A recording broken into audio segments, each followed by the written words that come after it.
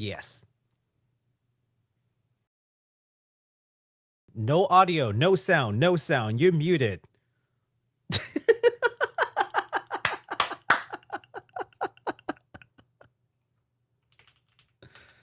Hi, can hear Baku. Can hear Baku. I will do the intro this evening. Hey, welcome folks. Welcome back to HitPoint, the anime news show, the RPG news show, the niche news show, the show that whatever gets us excited. I don't know what Derek says. We'll be previewing trailers. We'll talk about rumors. No, we're not going to talk about rumors. And we'll answer questions and comments from the super chat in the end. We stream live every Sunday except for last Sunday because we took off for Memorial Day. Yes, that's about it. That was pretty good. That was pretty good. I think y'all can hear me now. Can people hear Derek now? Yeah, they can we hear get me. a confirmation in the chat, please? Hello, Yep, everybody. Yeah, we're good. Hey, everybody! It's so good to see you. And thank you, Baku, for filling in for my microphone that was completely delayed. It's funny, we get together for like an hour before these streams just to make sure that nothing is like going wrong. Turns out I can't hear the HitPoint music playing before the show, so I'm like, oh, I'll just listen to the show live, and then it's like going through my headphones, and I'm like, oh shoot, I'm on a delay, so I need to switch the scene. and then I thought I nailed it too. I thought I was doing pretty You good. absolutely nailed it, and no one heard it but me. So take my words for it. Derek nailed it, absolutely crushed it. It was the best intro he has ever given, ever. And it was for an audience of none one. of you heard it. You love it. Welcome to HitPoint, everybody, the most professional podcast on all of YouTube. We've got a great show lined up for you today because I don't know if you guys know this or not, but there were a few things that took place over the last week or so that, well, we're going to need to do a little bit of recap on. I did my best to capture some of the cool stuff during the last episode of JRPG Weekly Update, but I think that there's some things that we left out that didn't strictly fall under the idea of like what is an RPG, and some stuff that just totally flew under my radar.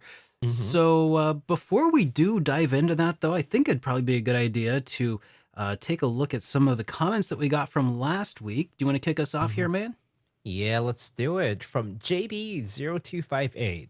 Some of my favorite games in recent years have been indies. Hollow Knight, Bug Fables, Chain Echoes, Aiden Chronicle, Blasphemous, Sea of Stars. So many amazing indie games. Not just great games, but some of the best JRPGs and Metroidvanias I've ever played. Thank you so much for writing to us, JB. Yes, absolutely agree. It's not even like there's no qualifier like, oh yeah, these are some of the best indies I've played. No, these are some of the best games period I played, and they happen to be indies. It's the world that we live in now, and that's a great thing. I know, you it's know, so to celebrate wild. about. Yeah, I know. Especially when you consider the budget that or the practically no budget that a lot of these are running on, and Yeah. how hard they are hitting. Like, man, if only there was like some sort of studio that could like publish indie games or small studio games, like remember Enix back in the day that would just like, oh, here's a quintet game, this looks pretty cool, yeah, we'll publish that, and then they just, that's what they do. Like, I'm sure that there's something like that, but Yeah. oh well, at least we get to fund them now this time, and that's pretty dang slick. I just want to remind folks that back in the day, a lot of these major companies were basically indies themselves. Then they grew bigger and bigger, and then they have their, initial public offering, and then before you know it, they're a giant corporation. But at some point, they were just small little companies. Final Fantasy is called Final Fantasy because if that game didn't work out, they're closing doors. Remember that. So, you know what's crazy, Derek? I think what make these indies so great is part of what makes some of these companies like from the yesteryear so They're great. And that is scrappy. like, yeah, the lack of resources and the force to be like innovative in other ways. Like it's nice to be able to throw money at, people who do great work, but Hmm. sometimes people learn to do great work because they have constraints, right? So it's like this delicate balance that big companies no longer have to worry about. While these indies are like, well, we have like 10 developers we have to make do. What are we going to do? Like, You what know, can we do? Right. I gotta say, sometimes like my best work is done when I'm desperate. I mean, and and I mean that like in such a I don't know, I feel like there's something very human about that. Like Mhm. sometimes circumstances force you to dig deep for crazy inspiration to do some wild ideas, Mhm. and that doesn't happen very often when you've got a nice cushy, couple billion in the bank that you're sitting on, right? Yeah, absolutely. So That's the yeah. thing. All We got right. another one here from Anthony Herrick 425. This was actually a super thanks from them. They said, "Thanks. This show has top RPG knowledge. Should I be concerned that I get more excited for new indie releases? I believe that we are at a turning point in the industry, not a crash." And I Yeah. do agree that that's very very much what feels like what's happening. I would say no, I shouldn't say that on screen. You shouldn't say on stream. I was Derek rarely has intrusive thoughts where he goes, I shouldn't say it on stream. So now I'm curious. I was gonna quote the end of like an Enzyte commercial about, if something lasts more than 4 hours, maybe consult a doctor. But but I don't think that there's anything to be too worried about if you're Mhm. getting more excited about indie releases, because honestly, they are just uh, they they are where it's at this point. I mean, some AAA games you cannot beat some AAA experiences, right? The new Mhm. Final Fantasy VII, I hear, is phenomenal. The part one, I really enjoyed, and I should play part two at some point, Mhm. and I will. But but there's something about the indies that just feel more like the retro stuff that I love. Um, Mhm. so yeah. Oh man, I saw a trailer for an RPG earlier that somebody was making that looked a little bit like PlayStation 1 style, like polygon graphics. Mhm. Um, I don't know if it's in our docket today. I don't. It probably isn't, but because they reached out directly via email, but I'm like, oh man, this is cool. I should. Oh, you should have told me. I, Hmm. I would have added them in. I forgot about it until just now. But like the S- PS1 s- style graphics, yeah. just something about it just get me. Send me the name. Maybe I can find them really fast. Okay, I'll go digging through my email while you take on this next Yeah. topic. Yes, this one next one is quite long. Is from Emulation Emperor 8924. Might be a hot take. I don't know, but I don't think streaming services are fundamentally different from cable anymore. Streaming was only novel because it was outside the cable ecosystem, but now we're seeing streaming services bundled together, different tiers, just like cable was and still is. But now the novelty, binging seasons, has kind of died down. People really enjoy having weekly content distributed to them in bite-sized chunks, either 30 minutes or an hour for a show, maybe a couple hours if you are watching a lot of things concurrently. And they kind of go into like video games and cable model. So I want to thank you for writing a very long and rather insightful comment. Um, but yeah, and also back to the previous one too. I forgot to mention this, but there were a lot of comments about your favorite indies and whatnot. I just want to say thank you really quick for all the folks who spent time to let us know about different games that they had found that are indies that they really enjoyed. That's what I had forgotten to say earlier. But back to this. Yeah, so this is in regards to our conversation about streaming services and like video games and Game Pass and whatnot. Um, yeah, I mean, for the most part, streaming services are pretty much starting to play its course through capitalism. You can have like 10 different services, they start buying each other out, and then before you know, you have like a handful of firms that are competing, but they're basically like what we call like a monopolistic competition. High. was a high cost of entry, right? You can't just like start a streaming service and have all these content and compete with like Amazon and Netflix and you know, Disney Plus. Like you would be able to just like open a restaurant. Not that opening restaurant is inexpensive, but relatively speaking, yeah, you know, um, and that's gonna happen. It's just a matter of time that that happens. Uh, so when folks are like, "Oh, we don't have," you know, we have all these companies that are competing on like like the animate space. You have like High Dive, for example, Crunchyroll, Funimation got eaten up already, and then you have whatever else company like what was that? What's the one company that Disney owns? Dang, my friend used to work there. Hulu. Hulu is streaming Oh, anime, right? they Netflix has anime. So Disney like, owns let's just Hulu talk. now. Disney's always owned Hulu. Oh, not always, but they've owned Hulu for a while now, I think. Oh, Yeah. okay. Oh. So, or at least maybe not own, but at least like have like a very large share. Stake in it, Like, yeah. yeah. Hmm. Sorry, I don't want to speak on that too much because I can't remember, but I just know like Disney is like heavily invested in Hulu. But yeah, but you've got all these companies, and you Yeah, know, Disney owns Hulu. I just looked it up. oh, they do. Okay, Yeah. so I wasn't wrong. Yeah, and you're gonna have competition, but then some people are like, "Oh, I wish it was just like one place where I can just get all my anime, right?" But Yeah. think about it. I know of If you one place.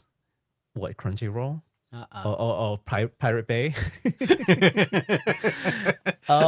yeah, if you only have one company that allows you to stream anime, then they have a monopoly. Like, is that what you really want? But then when you have No, like but I want the 10 companies convenience of a competing, monopoly. but then they can charge whatever the heck they want, and you can't Exactly. say no. So Yeah. it's like you want competition, but you also don't want too much competition because now it's turning into like a cable thing where like you have to buy packages from like different places just so you can watch all your shows. It's a hard you know, like you can't have it both ways, I guess. Like how would you be able to ensure that there's competition so no one has strict monopoly, but not so bad that like, you know, I there are 30 different services, I want to watch one show from each place. Well, It's just really hard. I think that one of the things that that argument kind of loses sight of is, Mhm. so let's bring it to video game side of things for a second. Yeah, yeah, yeah. Valve has Steam, and for the Mhm. longest time there was no real competitor to Steam, and arguably there still kind of isn't. Mhm. I mean, Yeah. the Epic Game Store exists, Mhm. and through, you know, bribery of free games, some people have installed Epic Game Store, but they don't Mhm. generally prefer it. Mhm. People will still come back to Steam. And Yeah. Gabe Newell's perspective on this is that um, he I think realizes that piracy is a competitor, Mhm. even even when they have a practical monopoly, and that is who they are competing against to provide a more competitive service, to a more convenient service than piracy. Mhm. Um, so I think that, because I mean, Valve is a very special company in a few ways. Mhm. You know, the fact that they know, and they are, you know, cognizant of this situation where if we can't afford the games that we want, people are going to probably pirate them, um, as opposed to giant media companies where they're not so much compete they don't realize that they're competing against piracy for, as far as a convenient delivery method of whatever.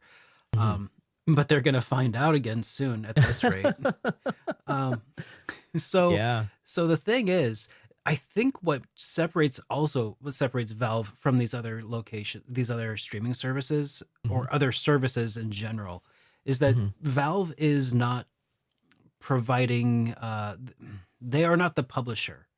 They are Right. providing a platform, Mhm. Yep. where publishers can put things for sale.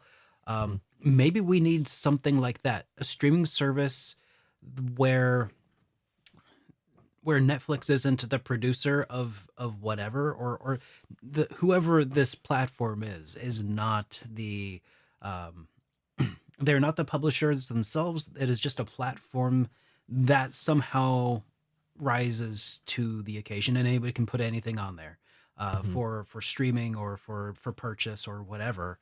Hmm. Um, I think we need some sort of Steam for media. You know,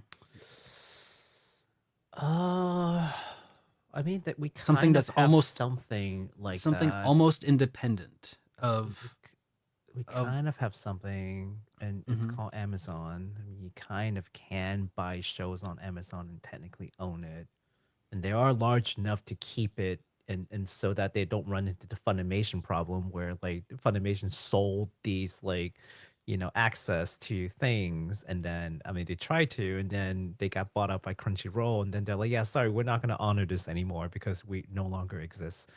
um that's sort of the problem ultimately. Mhm. I mean, people talk about GOG where you do own the thing, because even when it comes to Steam, you still don't necessarily own it, right? Like Well, you, you have you a gotta license to it, log but on to play. yeah. It's a lot of things. But yeah, but to your point, like that's the big difference between streaming and like owning the media, like actually having data, and being able to replay it independent of some platform. Like, you don't have to Mhm. connect to anything. Like I bought a It DVD, I turn on my DVD player, I play the media. Like that's it. I don't need to be like, hey Sony, I'm about to play my DVD now. Like that's the huge difference right there. Did you know that if you buy a TV show or a movie from, oh gosh, what was it? It was Walmart's brand of whatever. Walmart. Voodoo. Yeah, Voodoo. If Okay. you because you could buy media through that service as well. Hmm. Um, but did you know that when you buy that digital service, you can watch it through whatever app, but you cannot actually download it? That is so strange. Yeah. I we Amy and I used to rent and buy TV shows and movies and stuff when we lived in Seattle, Hmm. before we cared a whole lot about physical media. We have like 20, 30 movies on there that we cannot access right now because we're not installing the Vudu app.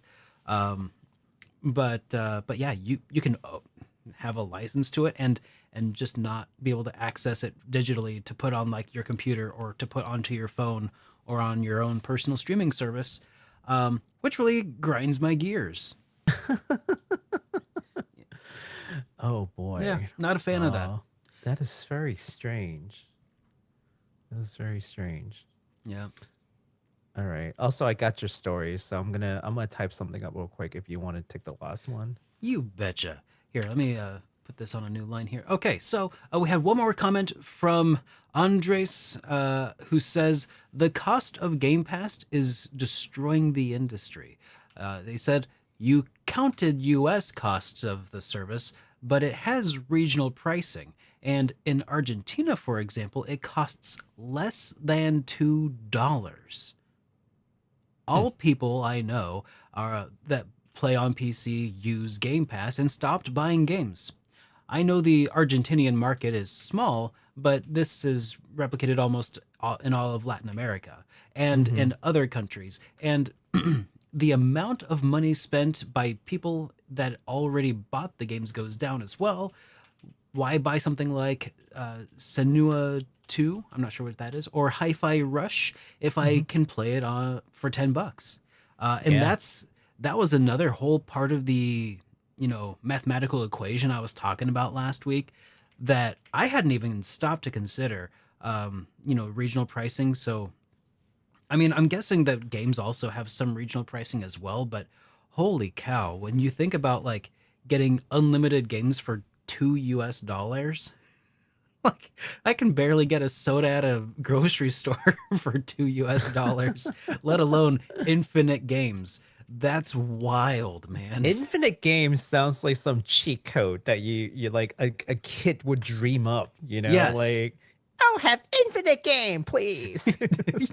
So that was just something else that I wanted to pull aside because I was like, wow, mind just exploded right there for a second, because like Mhm. already this is like, yeah, I can kind of see how this could negatively affect like the buying, like the amount of money people are pumping into the games industry. And then I turn around and it's like this, I mean, uh, hmm, yeah, Mhm. that's all I really had to say about it. Holy cow, man. uh Yeah, I'll the also economies is crazy. Yeah, I'll also go on to say that uh, we didn't have a voicemail this week. However, if you would like to leave us a voicemail, you may do so at the number on your screen, 785-337-3805, and we'll play it on the air. And we haven't had a voicemail for the last couple of weeks. It's been a little bit lonely on the air out here. But hey, Very sad. if you're, watching from elsewhere and you just don't want to call long distance, I get that too. You can send us a voice file over to hitpoint at superderekrpgs.com, and we can, yeah, we'll discuss it on the air. And yeah, also, yeah, just a reminder that we'll be reading some super chats at the end of the show as well. So if you cannot wait for next week, just throw in a super chat and we'll discuss it right then. Right there and then. Yeah, right then and then, right then and then, right at the end.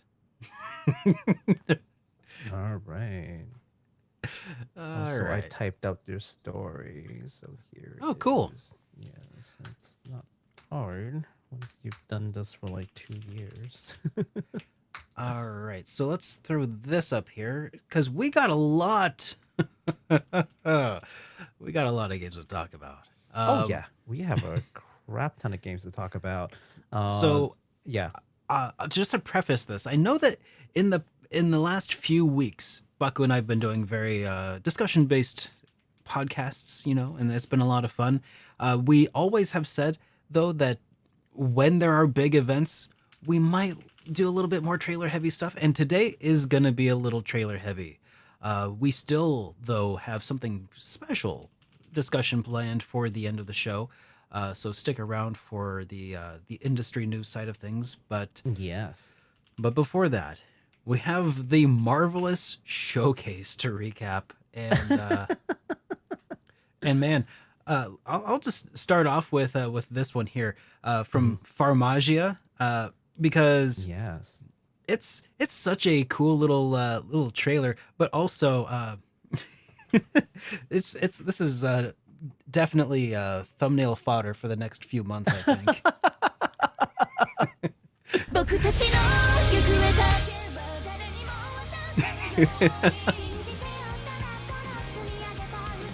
Yep. Anime singing, yay! Oh yeah, I should probably That's turn the that down a little bit yes. now That's that you the mentioned main that. character.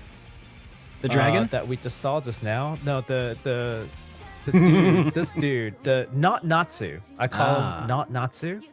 Here's not Natsu. Here's not Gray. Not Lucy. uh, some kid. Not some kid. And grown up Wendy. Are these If you know, characters? you know. I was gonna say. I was gonna ask you. So you're just making up names? Oh no, they did give actual names, but I am just that's my name for them. They did give names. I think the main character's name is 10, like the Oh, number 10. Okay. Grown up Wendy, she changed her name to Chica apparently, but like we were looking at the art and we're like, wait a minute, is that the fire? Is that the fairy tale like emblem on her arm? Like, is that the guild tattoo on her arm still? Oh. Like, wait, what is that? We saw something on her arm that looks suspiciously like a fairy tale tat. It's on her right arm, so you couldn't see it. But yeah, it's not Natsu, not Lucy. And so having said all those names, of course, this game is coming from the fairy tale creator. For those who don't know, it was previously called like Project Magia, Yeah. but now is Farmagia. Whatever. Anyways, So it's either Um, is it Farmagia or is it Farm Agia? That's both. the real So question. it's a farming slash monster. I'm just kidding. I have I no hope idea not. what game this is supposed to be, because people are speculating that this is like a monster collection card dueling game, but like I haven't seen any actual gameplay, so I can't even tell you what's in it. But bravo, marvelous. It is diligently under development. All right. And we're gonna go through a couple of these pretty quickly because we don't have like A but whole these lot are to just say. the highlights. Yeah. Yeah. It's a store, there's a new story of seasons being created, which is pretty exciting for folks who are a fan of the old story of seasons game. Like I think that there's like no battle, it's just straight farming, which I know one of my friend really likes. In fact, she really didn't like Rune Factory. She didn't care for what's that one game, Harvestella? She didn't care for that because Oh, it's like, yeah, she yeah. doesn't want to play RPG. She I've heard good really things just about Harvestella, but it's not a yeah, farming yeah. game. Yeah. No, yeah, yeah, yeah. I've heard good things about Harvestella too, which is Yeah. sad because it feels like it's one of those games that happened to get cannibalized or misrepresented. The right people didn't get the game, and all the people got the game for the wrong reason. I bought the game for that friend for her birthday Mhm. because she's like this huge fan of like farming games. Like what is it called? What is that one game on Steam that is still Hmm. like the de facto farming Oh, game? oh yeah. My Um, friend keeps te- trying to tell me to play I, this. it's not Terror something. Uh, I shoot, know. it's like top down. It's kind of like I'll get you. I'll get you. yeah, that game, that game. So she's like a huge fan of that. She likes playing Stardew. That's the one. Stardew Valley. Yeah, she loves playing Stardew Valley. She doesn't care to do any like dungeon stuff. Um, but like yeah, so I got her Harvestella and she absolutely hated it because she doesn't want to do N- RPG. She's like, I Not a fan just of the want to combat. farm. Why can't I just farm? So there you go. Story of Seasons diligently under development. What's next? Daemon X Machina. Oh, Mhm. Daemon Machina. I don't know if the X is pronounced. Is the X pronounced? I don't know. I don't know. You know, Probably. Japanese Let's developers go with stop no. adding. Or Yeah, is it? stop adding random X's in names if you don't want us pronouncing it, please. Like, it drives you crazy. I think. Yeah, I Damon, think the default is you don't, you but don't I think that's the default. Because like stop it. Spy Family, Hunter x Hunter. Stop it. I don't know. I Daemon know. Machina, fine. Daemon Machina, Titanic Scion, basically nothing. Oh, they say X should be pronounced. Whatever. There's basically nothing other than it's diligently under development. And I keep saying that because that's like the running joke for the entire show. Like every game, they're like, Hmm. it's diligently under development.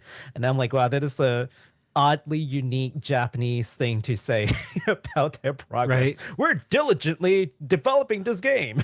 Okay, Martino Magico raises a good point here. The Mhm. X in Daemon X Machina might be important because might be actually pronounced because of like Mhm. Deus Ex Machina is like a Yeah, a no, that Ex makes Machina. perfect Yeah, so sense. in this case, I think you're probably Damon X right. Machina. Yeah. Yeah, well, I'm less mad about them, but for all those people who put X's in them when they're not pronounced, shame on you. Stop it.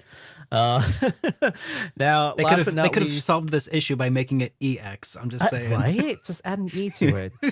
Last but not least, we have Rune Factory. Speaking of Rune Factory, Yeah. I quite like Rune Factory despite the farming. I'm like the polar opposite of my friend. I'm like, please just Same. give me the RPG without the farming, and she's like, no, please just give me the farming without the RPG. So Rune Factory tried to satisfy someone who would like both of those things. And previously, we talked about them having this thing called like Project Dragon or something Yeah, to that that effect. sounds familiar. Ryu no Kuni in Japanese, and they've given us a new teaser, and I think it looks really good. So let's take a look at that. That Get the those they give us visuals a oh, look really I know good. it looks so good. Yeah, it's a huge jump from what is it called? The last game they came out was Rune Factory 5. 3. Yeah, Or oh yeah, 5. 5. There was Yeah. also the 3 remake, I think. Yeah. I also liked Rune Factory 4. This looks more like Rune Factory 4 from what I remember, but that was a Wii game, and this is obviously This looks much improved. actually really good. Yeah. God, that looks. Oh my gosh. Probably still won't play it because it's a Rune Factory game. So there's got to be farming and crafting, and which I absolutely hate farming Lies. and crafting. But for people who enjoy those elements, I think this is going to be a very exciting game for them. Yeah, and this is the female character named Kaguya. So then you can pick from male, female, main character is Subaru and Kaguya. I like and then it. they're just showcasing different weapons that you can use. I like this a lot. Yeah, this is the talisman weapon. That's cool. So they have like sword, archery, talisman, and umbrella. I don't know. A parasol. Yeah, a parasol. Yeah, that's Yeah. a weapon. They're So going by the rule of my mother, which is anything she gets her hands on can be turned into a weapon. So this is obviously Breath of the Farm. Yes. Rune Factory, Breath of the Breath Farm. of the Farm. She looks really good. actually I'm does. intrigued. Yeah. I'm glad you didn't pick intrigued. the farming trailer, because that would have been less exciting to me. They don't have a farming trailer, actually. Well, maybe they're getting further away from their roots. I don't Turning know. into a straight RPG and just let Story of Seasons be the farming game. That'd be pretty cool. That would be interesting. I mean, this is supposed to be a spin-off. So this is not like Rune Factory 6. Like this is No. supposed to be a spin-off title. Oh, maybe So- maybe it is just completely separate. That would be nice. That would be interesting. Hmm. Huh. I wasn't expecting to be excited by this. I deliberately when I was making JRPG Weekly Update, I was like, Rune Factory, do I care? No. It's a spin-off. So we'll see. We'll see what that means. But yeah, it is currently being developed diligently. Diligently Diligently. developing. Yeah. Very diligent. If you think I'm just like randomly picking a word, go watch the showcase. Like all of them, it's quote, like, you know, they will actually have it in there, like under, it's like diligently under development, every one of those games. So whatever that means, Japan. It means they're being very diligent, okay? It's They the are new being buzzword. just want to remind you that they're working very diligently. So quit your complaining. It'll be ready Anyways, when it's ready, is what they're saying. It will be ready when it's ready. So yeah, that was the newest Rune Factory entity. Maybe that's code for don't ask us about it. You know what? That's probably it. Just like stop bugging us about the game. We're working on it diligently. Just Exactly. Stop it. All right, so there goes the smaller but not less exciting Marvelous showcase. Now That showcase was so marvelous. It was marvelous. Yeah. Now we turn attention to the Sony State of Play for May. And there are a couple of games that are of interest to us, I think, as our little community. The first thing is Dynasty Warriors Origins. That's slated to come out sometime in 2025. All right, let's check this out then. I think this just looks cool. There's not much known about it other than this is supposed to be based on a nameless character in the midst of the, you know, Dynasty or Three Kingdom arc. Okay. So I don't know how that's supposed to work. Because, you know, like Dynasty Warriors has always been about like the Three Kingdom. I don't know how they made like 10 games off of like just the Three Kingdom. It's just like the same thing over and over again. More or less same characters. Some characters they just like invent stories for because they're running out of characters to talk about. But this time they have this nameless character apparently, and they're gonna utilize like PS5 something or another capabilities, yada yada. A lot of marketing speech. So like, is the Three Kingdoms story kind of like, you know, the Eastern version of World War II? How we just like have, you know, 3,000 games based off of what happened in World War II. Think the War of Roses. I don't know if you've ever heard of the War of Roses before. Not so much. It's anyone who is watching from Britain would know what I mean by War of Roses, that they're forced to study in school, poor people. But I mostly mean in the sense of like, just they can't stop reliving these old days because it was like, you know, and so they just put it in everything. So many war movies, so many war video games, all about that World War II. You got the people who specialize in just getting, you know, all their World War II information. They're like from these games. Like I'm guessing I'm like kinda. they're like kind of like these two different, like, I don't know. I wonder if that's like the East's version of World War II, and they're just like, oh man, We, these are these wars that we're all Kind just of. really hyped about. Yeah, kind of. I mean, there's that mystical element too, I guess, because Hmm. it's it happened so long ago, and there are all these like mysteries, and people like sprinkling on little details. There's some creativity that you can have with these, I guess. That's probably the reason why. I They think you're and it's right. so well known too. So Yeah. yeah. But that's Dynasty Warriors Origins. I wish Japan would stop slapping Origins on everything. Like once the series run long enough, you can Hmm. have that game Origins, Yeah. Final Fantasy Origins, East You can Origins, you can Dynasty just call Warriors it Origins, you can just call it Dynasty Warriors 10. It's okay. Dynasty Warriors Zero, It doesn't my make you look friend. old. It doesn't make you look old. Yeah, just start over. After 10, you have to start making remakes. Though I will say, like Origins game tend to be pretty good. So I don't know, because I love East Origins. So maybe I shouldn't say anything. But yeah, well, we'll see how this one goes. All right. Next up, we got this game called Infinity Nikki, which Yeah, is what supposed to is be an this? open world adventure game. This looked, I mean, Yeah. I wanted to see it. I wanted to show this one because it I looks don't know how to different. feel about it. So, okay, part of the reason why I want to show it is because it's been called an open world adventure game, but some outlet has called it open world RPG. I don't know if they're right or wrong, but if it is an RPG, then I feel more obligated to talk about it. But if it's not an RPG, I still kind of want to show it because I don't know how to feel about this. Like, I'd like having like different aesthetics and whatnot. This is not your typical like Final Fantasy, broody, hardcore male, like adrenaline rush, like, yeah, I'm a bad, mother, Uh-huh. game. Okay, there's like Like, stars and stuff that they're collecting on the. That's interesting. But like this is definitely okay, more feminine, if you okay. will. But at the same time, I don't know if this is like some group of Oh, people that's who cute. just go like, what do women want? Oh, this is what they want. Like, and they just decide to swing really hard the other way.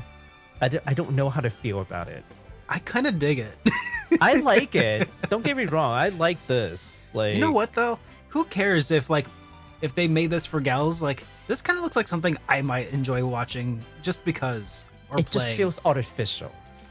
It's That's the part of me a little. that You feels think it's iffy. a little Yeah. too kawaii. Yeah, a little too much, but I don't know. Like, it's Mm. probably not made for me, so it doesn't matter. But yeah, I just feel like Oh. it's a really pretty game. Like this part here looks pretty cool too. So we'll see. Yeah, but I don't know if it's supposed to be an RPG or it's supposed to be just like an adventure game. It But either looks like it ways, could be anything. Honestly, it's hard it to could be say. anything. Um, yeah, it legit just seems like it could be an RPG. But some of Mhm. it looked like kind of, well, I don't want to say like near. I mean, because it kind of is though. Like, I mean, Mm, there was she's definitely dodged like some slow moving magica. You know that I don't know if that's a near thing or not, but it seemed like, oh, so there's like some action combat kind of stuff mhm. going on that um didn't seem initially Souls like. You know what would be a deal breaker for me? The What's deal that? breaker for me is if they made this game like really easy, like obscenely easy, like or there's really no real gameplay. Because what that suddenly reminds me of are like the Barbie games that came out for the Switch, where it's like super pretty. There's really no gameplay. There's no way to fail. Like or either that is just like This extremely doesn't look poorly like made. that. I don't know because I don't see any gameplay that like suggests otherwise.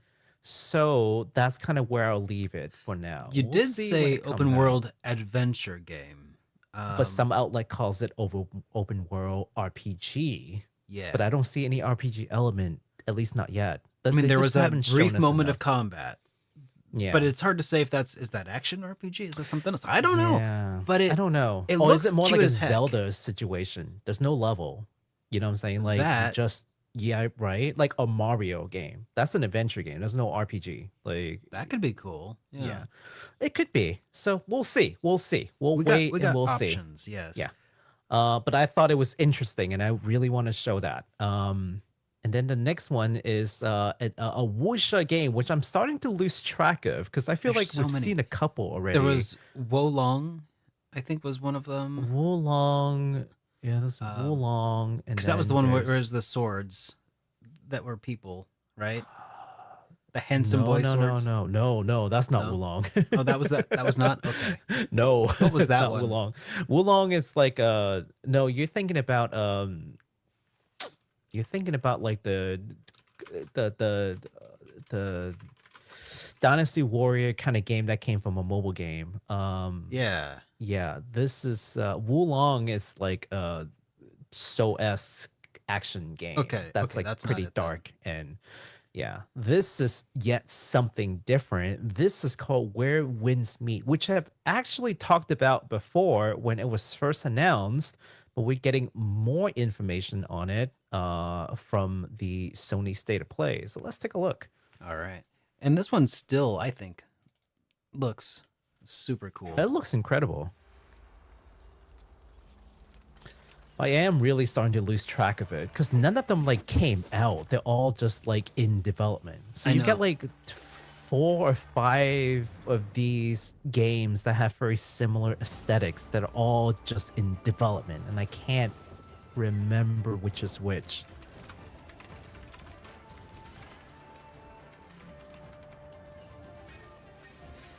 Yeah. And there was well, no, no, no. There was Wandering Sword. That was, it was not like this, but it was also Yeah, no, Wuxia. Wandering Sword is definitely distinctive in that sense. Yeah. Yeah. But there, No, but you know, like there are a couple of these like action that's cool. titles with like I don't know why wall I want to. running. I don't know why I want to fight a fish, but I do. You wanted to fight the fish one? That looks so cool. Yeah, Um, it looks good. but yeah, like Wuxia titles are so hot right now. There, It's the next big thing, I guess. I guess so. Everyone is trying to jump on it. As long as it's not free to play, I'm okay. I'm okay with it. You know, The back on like second you turn free to PlayStation, play, back you on know. PlayStation, there was like this very Okinawan sort of like inspired RPG trend Mhm. for a while. You know, there was Okinawan trend. oh yeah, Chrono Cross probably kicked it off. There was a Oh, few others, but then it went into like Final Fantasy X, and mhm. like I wonder if we're entering in like the Ushia like trend. Interesting. Like things just sort of, you know, independently converge sometimes.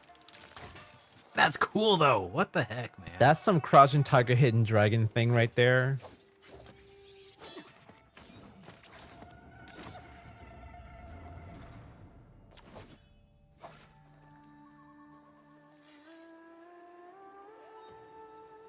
Okay. Yep. Oh, it's a Yeah, yin and a yang. I definitely. get it. Yeah, Oh my I gosh. see. Where winds meet. Oh, okay. Yeah, I would like to see some gameplay. I think I showed a gameplay trailer, I Mhm. thought, during the whole JRPG Weekly update, and it Mhm. looks Souls-like, you Yeah. know, from what I Yeah. remember. But that's a Yeah. nice These trailer. games do look good, but I have reservations as usual. I mean, that's a high responsibility for everything. Of Like, you course. know, yeah, for the chat, please. Like, just they look good, but wait till we get the game and see what it's actually like for a lot of these. Speaking of waiting to see what the game actually plays like, Silent Hill 2 remake. Because Hmm. boy, if there's any controversy that has been controversialized in the last week or so, it's this one. There's been a Well, couple, but go ahead. we'll take a look at this real quick. I don't think we can because it's Oh, age we gated. cannot. Yeah. Oh, Yep. can we not see Silent Hill 2? It's age gated. I can play it, but you won't be able to watch it with us. Oh, okay. Well, in that case, yeah, moving on to Silent Hill 2 remake. Okay, we'll spend a little bit of time talking, maybe Okay. just a minute. But I have a couple of friends who are disappointed in the game trailer. Not for the reason that has been trending, but just because they felt like it was like another Resident Evil like game that they're trying to do. But the apparently the developer, which they previously thrown Konami a little bit under the bus for putting together a trailer without going through them first, and made it look like a Resident Evil game. I think that feeling is still there. And I don't think the developers are too happy about it because they're like, Yeah. look, we deliberately try to make this game not a Resident Evil game, but Konami is like showcasing this game with like it's a Resident Evil game.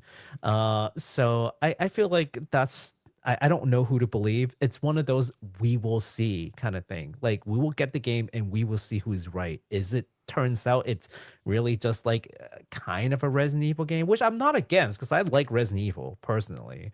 Um, but a lot of Silent Hill fans are like, yeah, we like Silent Hill for a very specific reason. If you just gave us another like zombie thriller, except like it's not zombies, these like demented like psycho monsters, then you're not you're not doing Silent Hill justice in their opinion, right? So I don't know. I've never been a Silent Hill fan. I get what they're saying because I've seen the game. They've explained it. I get it. But I think there's just no way to know until we see the game come out. Because if the trailer continues to not depict the game in the right light, and the directors and the developers keep telling us that that's not what the game is supposed to be, then Yeah. I don't know. Like I have nothing else to go off on, right? Other than seeing the game. So Pretty much. yeah. All right. Well, let's move on, I guess, to the next one here. I think will this trailer work? It probably will. Yes. Mhm. Good old Capcom. Last game we've got on the list is Monster Hunter Wilds, because of course we're going to talk about this one. I may not subscribe to Monster Hunter, but it is absolutely one of the biggest games that Capcom has today. And and you better believe a lot of people like this game. Yeah. Yeah. It's- And I'm okay with it. Like I don't dislike multiplayer games. I just dislike live I do. service games. Live service is where you lose me. Is when they charge you like monthly fee and then they keep growing, they keep making Yeah. the thing. A lot of times there are free to play freemium games allow live service. No, like this game you buy it, you own it, you play it. If they have patches and update, that's it. But they don't charge you anything, And that's Once you buy it, that's it. You solid. own it. I love that. But it's crazy to think about. There was an article that came out about an ex Square Enix executive like talking about some of the struggles that Square Enix is facing these days. I don't know if we'll talk about that later, but yeah, From an X, like X as in Twitter? no, as in a EX former Oh, okay. a I was former like, a former executive. you see, this is the problem with X or Twitter. Uh-huh. Or because now I'm confused. I'm like, X executive? You When mean in like, doubt, I never refer to X when I mean Twitter. I hate that branding so much. I know. But anyways, this game looks pretty cool. This I game like does the look really cool. gameplay.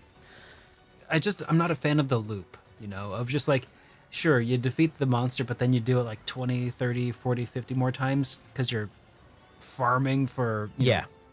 It's fun to stuff. play with friends. It is, but it's definitely not a single player experience. Yeah. There are stories that you can go through, but the meat of the game is playing with your friends. And I mean, when it becomes that, it becomes like spending time with friends at that point. Mm-hmm. You know how, like, think about like tabletop games that you play with friends. Like, Yeah. you replay the same campaign, but you get different outcome or something. But you're playing with friends. Like, the important is you play with friends. Makes a big difference. So yeah. Yeah. So I get it. It's not for me. So, My yeah, friends I was do gonna play say. this game. though. I was gonna say not for me. I don't have friends. I also do not have friends. And then my friend, hello, my friend Leo just popped in. I was actually just out drinking with him yesterday. Uh, whereas I say I have no friends, my friend pops in. Hello, Leo. Hello. Give a shout out to our friend 3D Get by called Leo. out. Yes. Calling him out right now. And he also doesn't like all these attentions, so I'm just doing this on purpose. Oh, Anyways. This is what you get for being my friend. Yeah, there's no date for Monster Hunter Wilds, but that game looks actually looks really good. I do appreciate Capcom spending time to make each of the biome looks like each of the world look very cohesive. mhm. Like there's Monster Hunter World like Iceborne, which obviously is more like Arctic kind of like expedition kind of thing. Everyone's wearing like super heavy coats and stuff. Like all the aesthetic just really ties together and looks really good. And then you have Monster Hunter. Which one was it? The one that came out on the Switch that has like a more Oriental kind of like Oh, East Asian kind of aesthetics. And then now you have this, which is like the desert, like so the Marauders, right? And I yeah. just think they do a really good job like building Some these. incredible worlds for Yeah. sure. I love it. I just wish that these games were for me too, because it's like I said, the gameplay loop. Mhm. I enjoy killing a Rathalos, the first couple times, but like after a certain point, I'm just like, okay, I'm done. And getting tired of this. Yeah, and it would be All more fun right. with more people, but I don't have more people. Well, I'm sure Yeah. people in chat right now would love to play the game with Derek, right? Right? Yeah. Just no more trails. Just play Monster Hunter forever. You guys spend the same amount of time anyways, I'm just saying. Touche. All right. Well, we have gone over the Marvelous Showcase and the Stony State of Play, but there's this one other showcase that maybe not enough people talked about. In fact, I didn't catch up with gaming news until like earlier, and I was like, "Oh my God, I completely forgot about this thing." And that is called the Indie Live Expo 2024, which actually had a ton of games that they talked about, reviewed, also not reviewed, uh, yeah, Showcased. showcased. And we can go over a couple of these, and these I feel like we can go into just a bit more detail because I feel like a lot of us have seen the Stony State of Play, have seen the Marvel Showcase, so we're really just recapping some stuff. But these you might not have seen. So let's I start with this certainly one. didn't. That's Yeah, yeah. fun. Let's. Oh, go ahead. All right. So, from the creators of Max Monster and Fishing Paradise, the Odin Cat is coming out with a new adventure game called Mousebusters. So, here's from their description. You've just moved into your new place. You're excited to settle in when all of a sudden you get turned into a mouse. Thankfully, you soon meet a fellow rodent who knows how to help. He asks you to call him Chief and explains that the only way to break the curse is ridding the whole apartment building of the ghosts that haunt its inhabitants. Ooh, so you got put into a curse, What? turned into a mouse. Here it is, man. Let's take a look at Odin Cat's newest game, Mousebuster.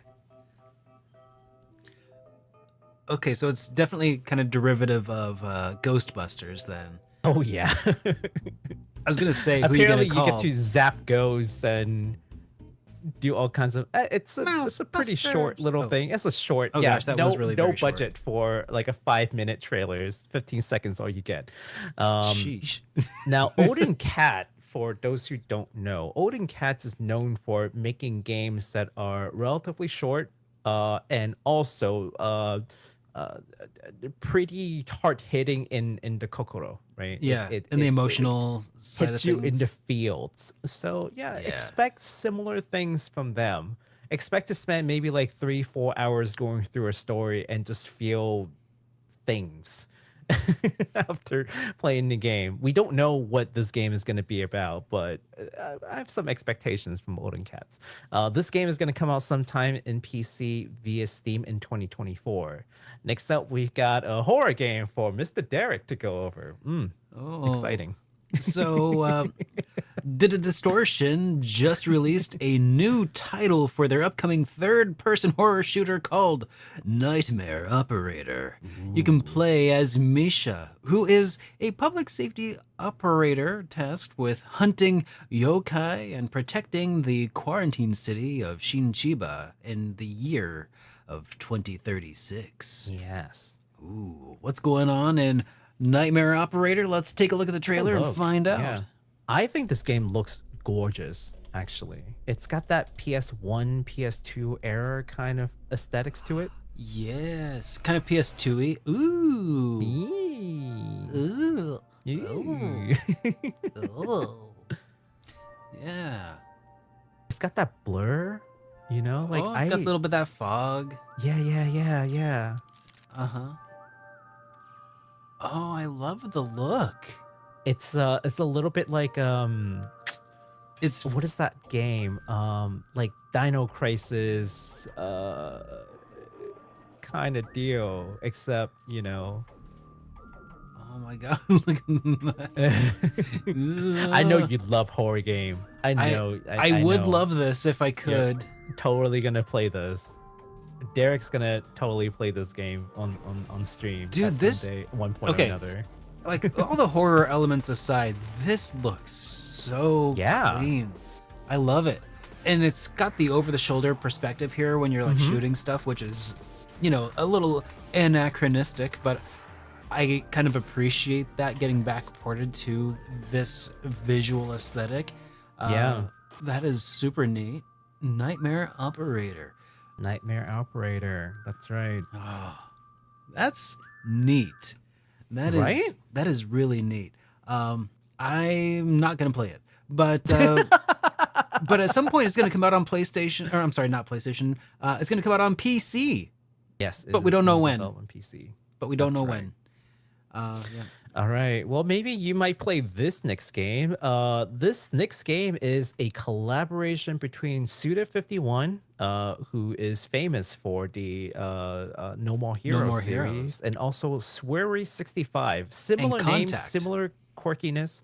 This is the guy who made the D4. I forgot what D4 stands for. It's like another just quirky like game, and so they're just both known to be very like you know, eccentric. Strange. Yes, strange. Now they have a collaboration that they're making a 2.5D slasher film parodic action game. That's what they've called it, called Hotel Barcelona. Let's take a look at that trailer, and then we can talk a little bit more about that. Aren't you supposed to pronounce Barcelona with a lisp?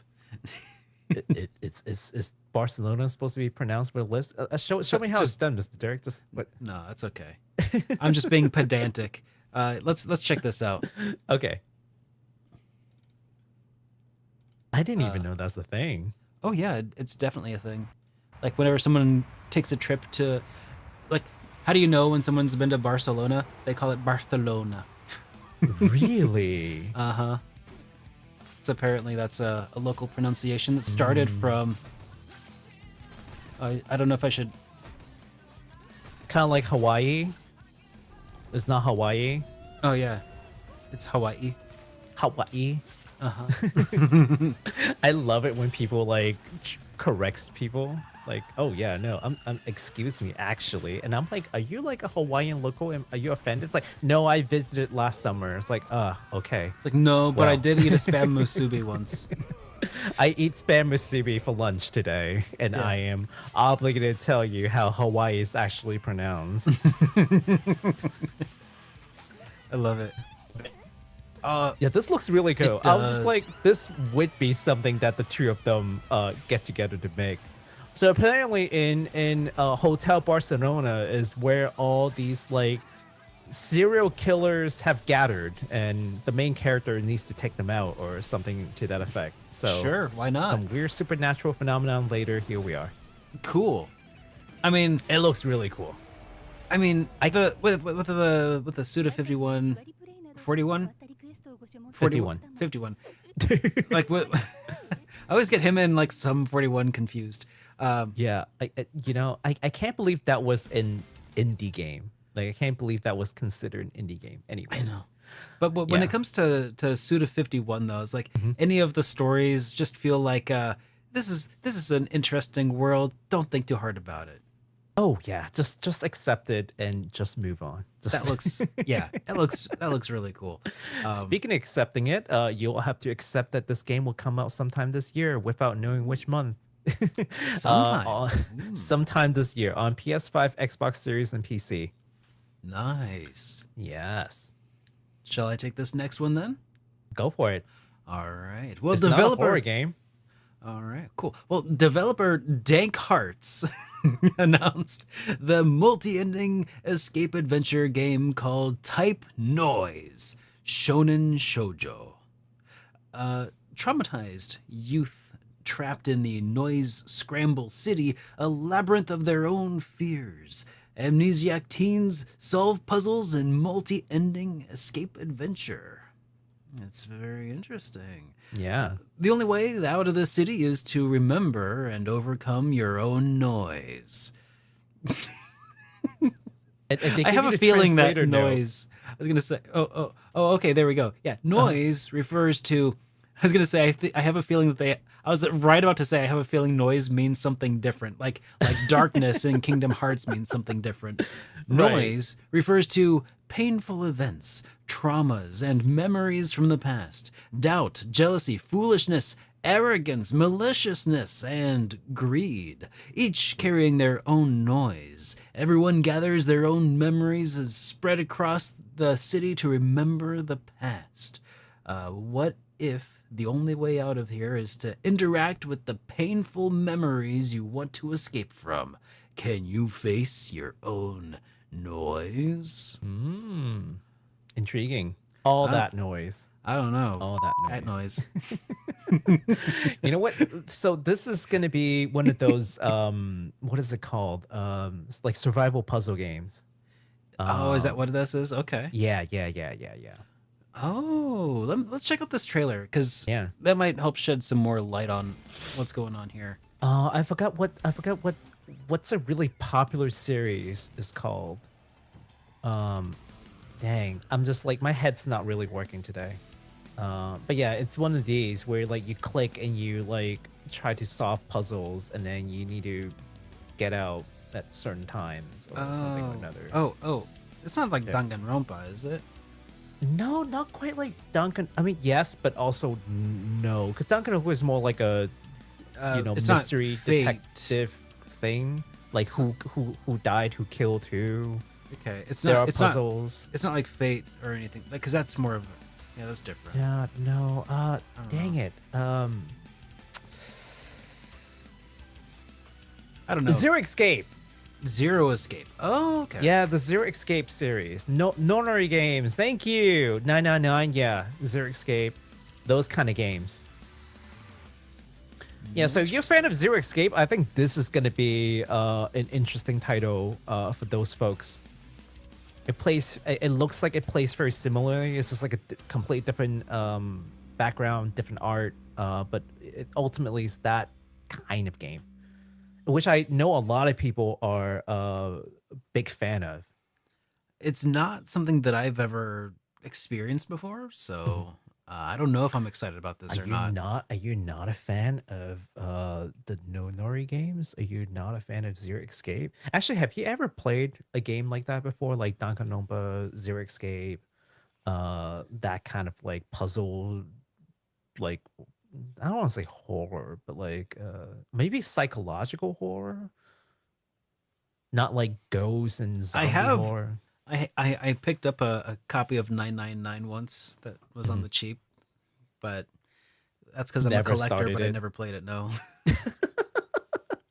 I don't blame you. I personally never played it myself either. The closest I've gotten is playing, I don't know, like 13 Sentinel, but 13 Mm. Sentinel is not exactly that kind of game. It's yeah. So, but that's also what I mean. Like the closest I've gotten is 13 Sentinel, and 13 Sentinel is far away from like a Nonori game. Yeah. So, one of these days I would love to give it a shot, but yeah, one of these days I'm gonna try one. Okay. So the last game that we want to talk about, and we're obligated to talk about it because it's called an RPG, Mm. Acquire. Acquire. Acquire. Yes. Yes, Kodansha Acquire announced a new poker-themed mystery adventure RPG. So I mean, they Ooh, stuck the that word sounds RPG in there, that sounds straight up my alley.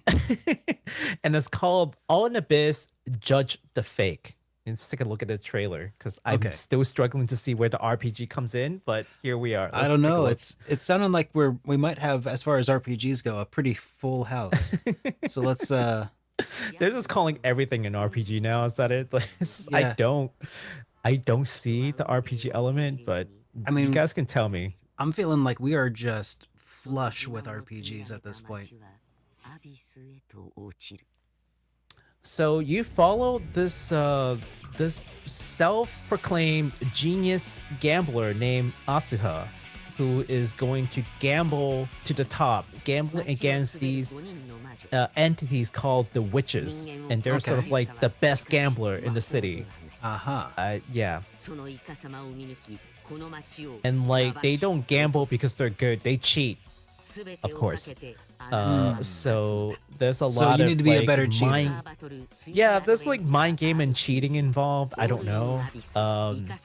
There are a lot of different like tricks and things that you can pull in there. Judge the cheating fake opponent and win A poker peculiar against adventure based on witches poker. with various So if you like English poker and also. anime, this is struggle it. on the brink of gaining Yeah. everything or losing it all. Crazy Psycho Unique Gamblers, poker yes. This adventure, is all in Abyss. what Well, is I that guess- one Judge the anime fate. about gambling that Set in the special had all gambling the district. the- place is and the gamble in dominated the by school. skilled gamblers I Crap. don't known know. as I don't witches. know.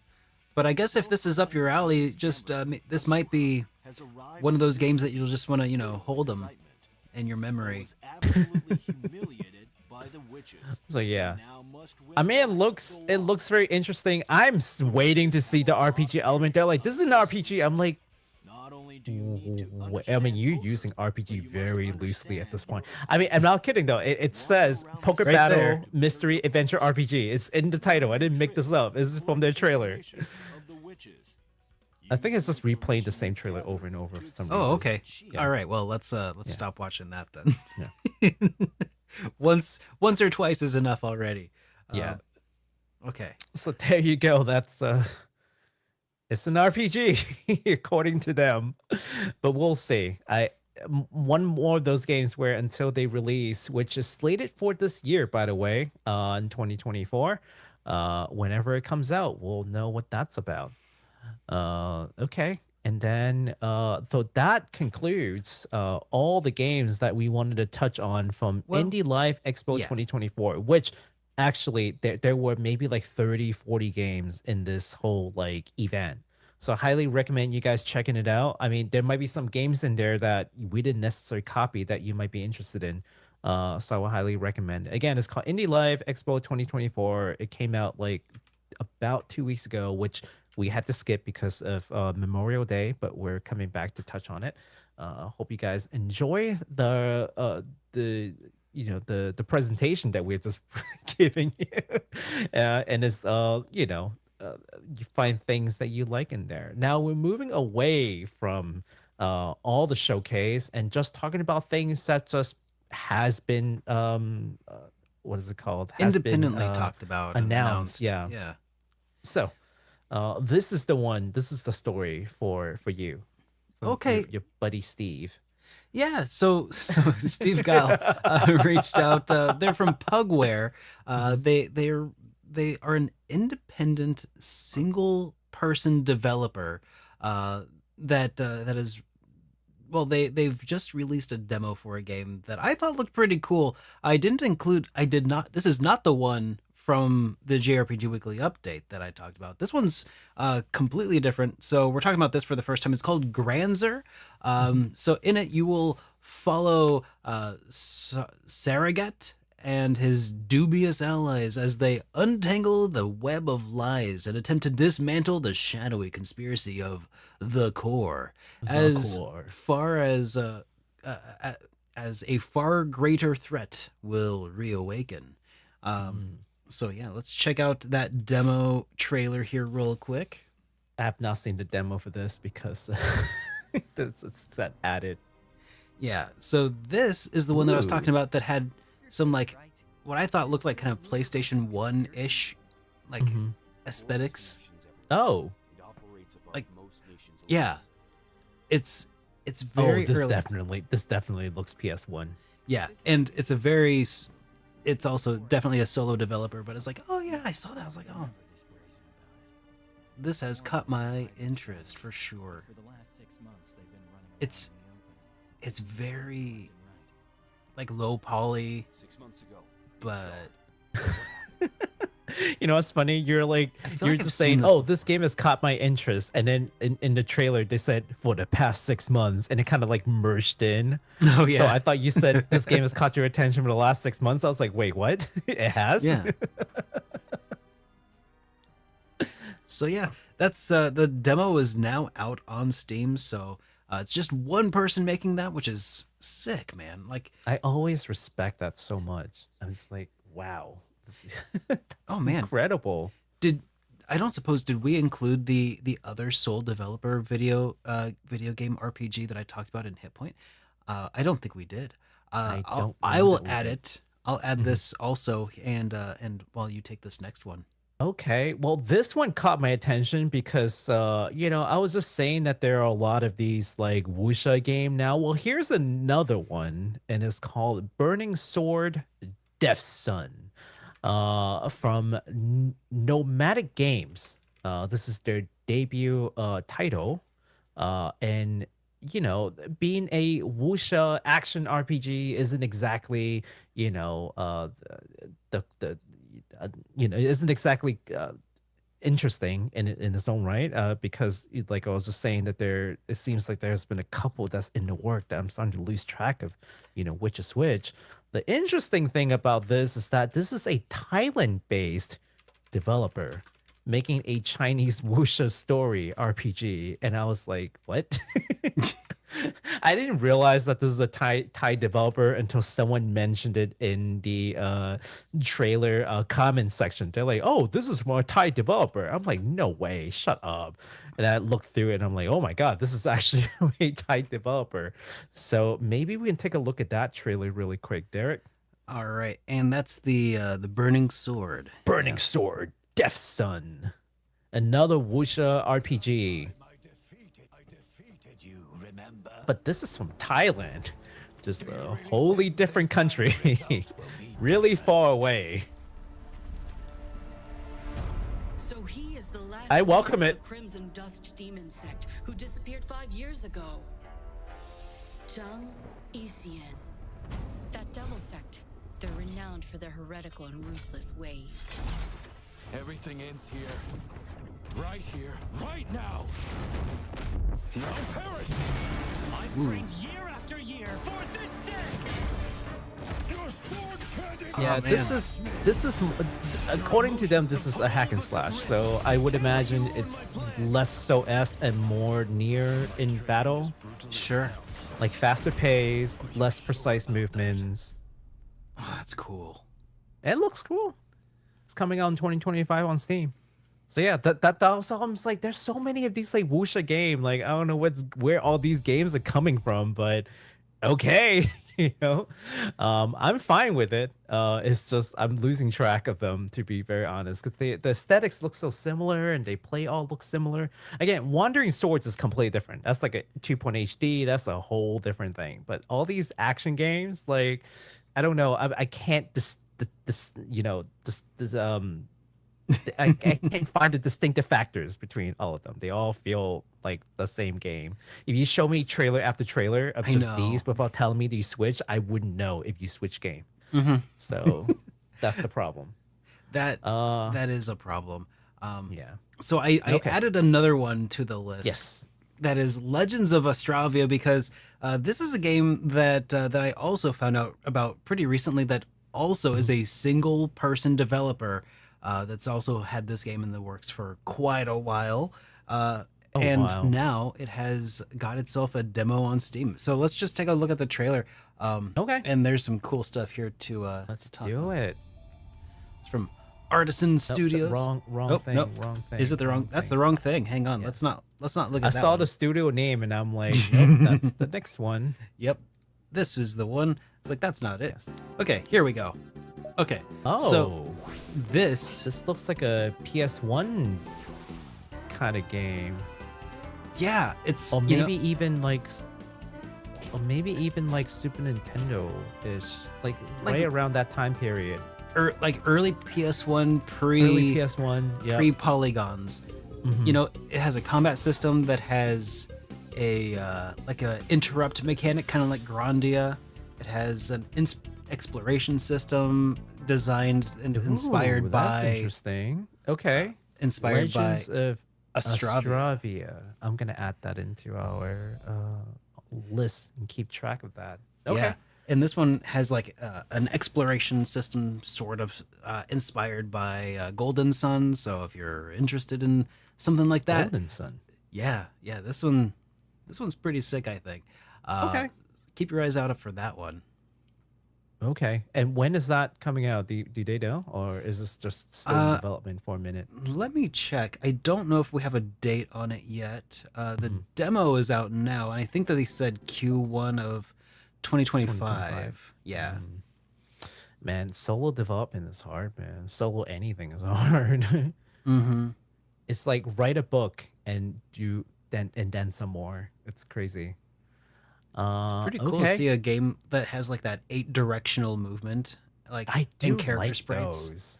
I know. do like those. Yeah. You don't see that every day. Right. Okay. We've got one more indies that we want to talk about, and this one is from a French studio, Artisan Studios. They released a new trailer from the hand-painted Japanese-inspired RPG called Lost Hellden. And the description says, on a planet called Era, people are bound to one of the 7 deadly sins before their first birthday via a religious ceremony called the Nexus Ritual. Now, all their lives, the inhabitants of Era have to fight against their urges. Should they fail or succumb, they transform into mindless and aggressive beasts. Terrible world to live in, by the way. You know how we always ask, like, not always ask, but like, you know how sometimes people ask you, like, if you can pick an RPG world to live in, which one would you live in? Yeah. Yeah, not this one. I don't want to be bound to a 7th sin, and then if I succumb to it, I turn into a mindless and aggressive beast. No, thank you. Like, yeah, not this world. Don't isekai me there. No. Anyways, continue on. Yeah, continue on. One day, a Lust. woman Oh God, gives rip. birth to twins, and apparently they'd never see twins before. Twins is something that never happens, and what's more, one baby is bound to all 7 sins, while the other receives none. Okay. Okay, that's the story. Interesting. Let's check this out. Yes. Dude, that world sounds terrible. Yeah, that sounds like a terrible world to live in. Oh no, he succumbed to lust. Oh no. Game over. Imagine that. Just if that happened, just castrate me at birth or something. God dang. Oh god. Right. Oh, that looks beautiful though. Yeah. That's why I saved this for last, because I thought this game looks gorgeous. They're giving some kind of commentary, but we have the Yeah. commentary now. So you know, if you understand French, you can decipher what they're saying, or you can just go to the video and turn on like closed caption. So he has blue hair, so I'm pretty sure that makes this a JRPG. Well, you know what that means. This is a Breath of Fire. Breath of Fire game. Yeah. Yep, 100%. This is Breath of Fire 9. Blue hair, long-haired hero. Oh Yep. yeah. Yeah, definitely. The game right now is a little choppy for me. I feel like it could be smoother, but I feel like those are details they can work out. You can switch out like in and out of characters, kind of like Final Fantasy 7 or like Tales. It seems like.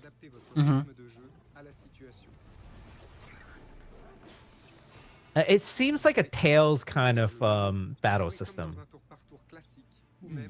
You can pick skills. There's still a menu. Yeah.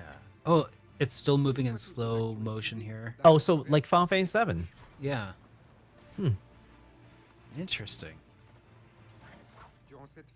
AoE. Very 70. Okay. Yeah. Dodge out, counter.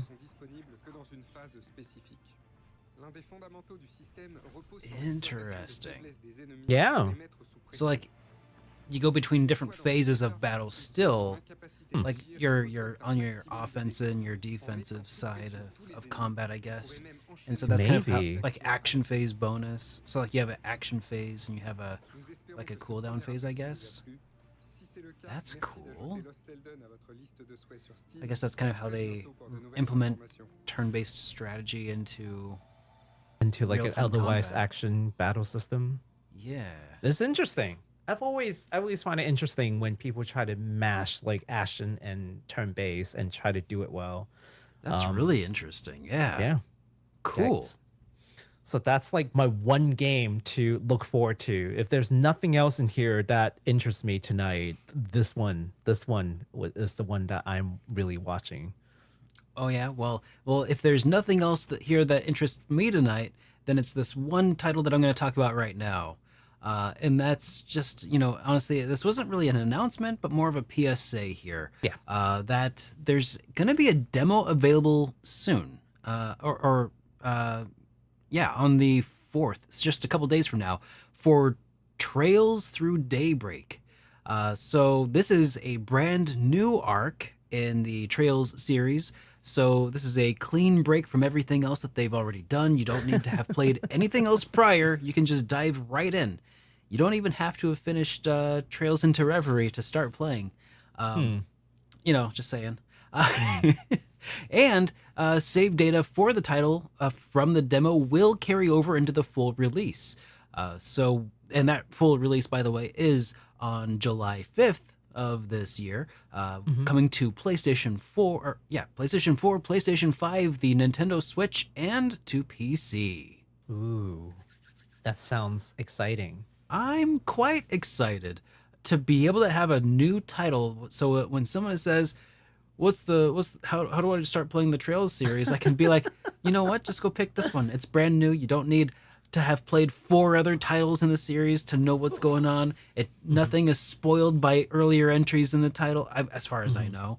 Like that's been the hard part about Trails of Cold Steel. Is like, oh, but maybe you want to play the Crossbell games because they kind of spoil each other a little bit, and you got to pick your one. No, this is a brand new title. You don't need any like history. I think you should be able to get right in. Just start with Sky 1. Just everyone start with Sky 1. Everyone just start with Sky 1. You don't get to skip. No, just kidding. Skip I mean, around however of you course, Sky 1 is like it's the optimal place to start, but it is not always realistic to expect people to go through all of them. These are not okay. I'll say this: Trails is hard to recommend, but it's not as annoying as East. Because Why is East annoying? Because where should I start playing the East? chronology of East jumps back and forth all the time. There's like you can either go by like the play style, or you can go by the chronology. You can go by release order. There are multiple ways to play like the East game order, and it's really hard to make like a good recommendation. And they're all kind of tied, but they're all not really tied. Yeah. Other than Dogi. Like nothing else really carries. Okay, I lied. Things do kind of carry over, but you know what? Ease is complicated. Ease is one of the most complicated series for me to make a recommendation on. Like, oh, which game should I start? Just play one. Just pick one and play. Just throw a dart and just pick one and play. Yeah, that's kind of what I did, and I started with East 8. That's the only one that I've played so far, and it was really good, and I want to play more. But I don't know if I want to go back as far as like bump mechanics. I think you should, only because I feel okay. This is just for you, Derek. I don't know about other people, but I feel like you may want to do it just to have that piece of history. And also, Yeah. East 1 and 2 are really short. I mean, heck, Like- I've played through highlights, so I mean, it couldn't be much worse than that. I can probably finish East 1 and 2 in a single night. before you finish one Oh, chapter hello, in Mr. Trails. Fancy Pants. No, because Yeah, you're it's probably right really about short. that. It's just like extremely short games. Uh-huh. Yeah. Now later games get longer, but East 1 and 2 are like stupid short. As long as you don't keep dying over and over at the bosses, which I believe in your skills. I don't think it will happen to you. All right. Hey, for the people who are in chat right now, people who are watching, if there are any games that caught your attention, anything that you really like, please let us know in the comment. Which of these games that we've gone over in these showcases really grabbed your attention, or maybe it's a game that we didn't even cover. Let us know in the comments below. All right. Now we're moving into the industry news section that we All promised right. that would be some fun stuff to go over. And I don't know. So just to preface this, last week over Memorial Day weekend, Baku's like, "Hey, I have this idea. I want to talk about this." I'm like, "You want to talk about this?"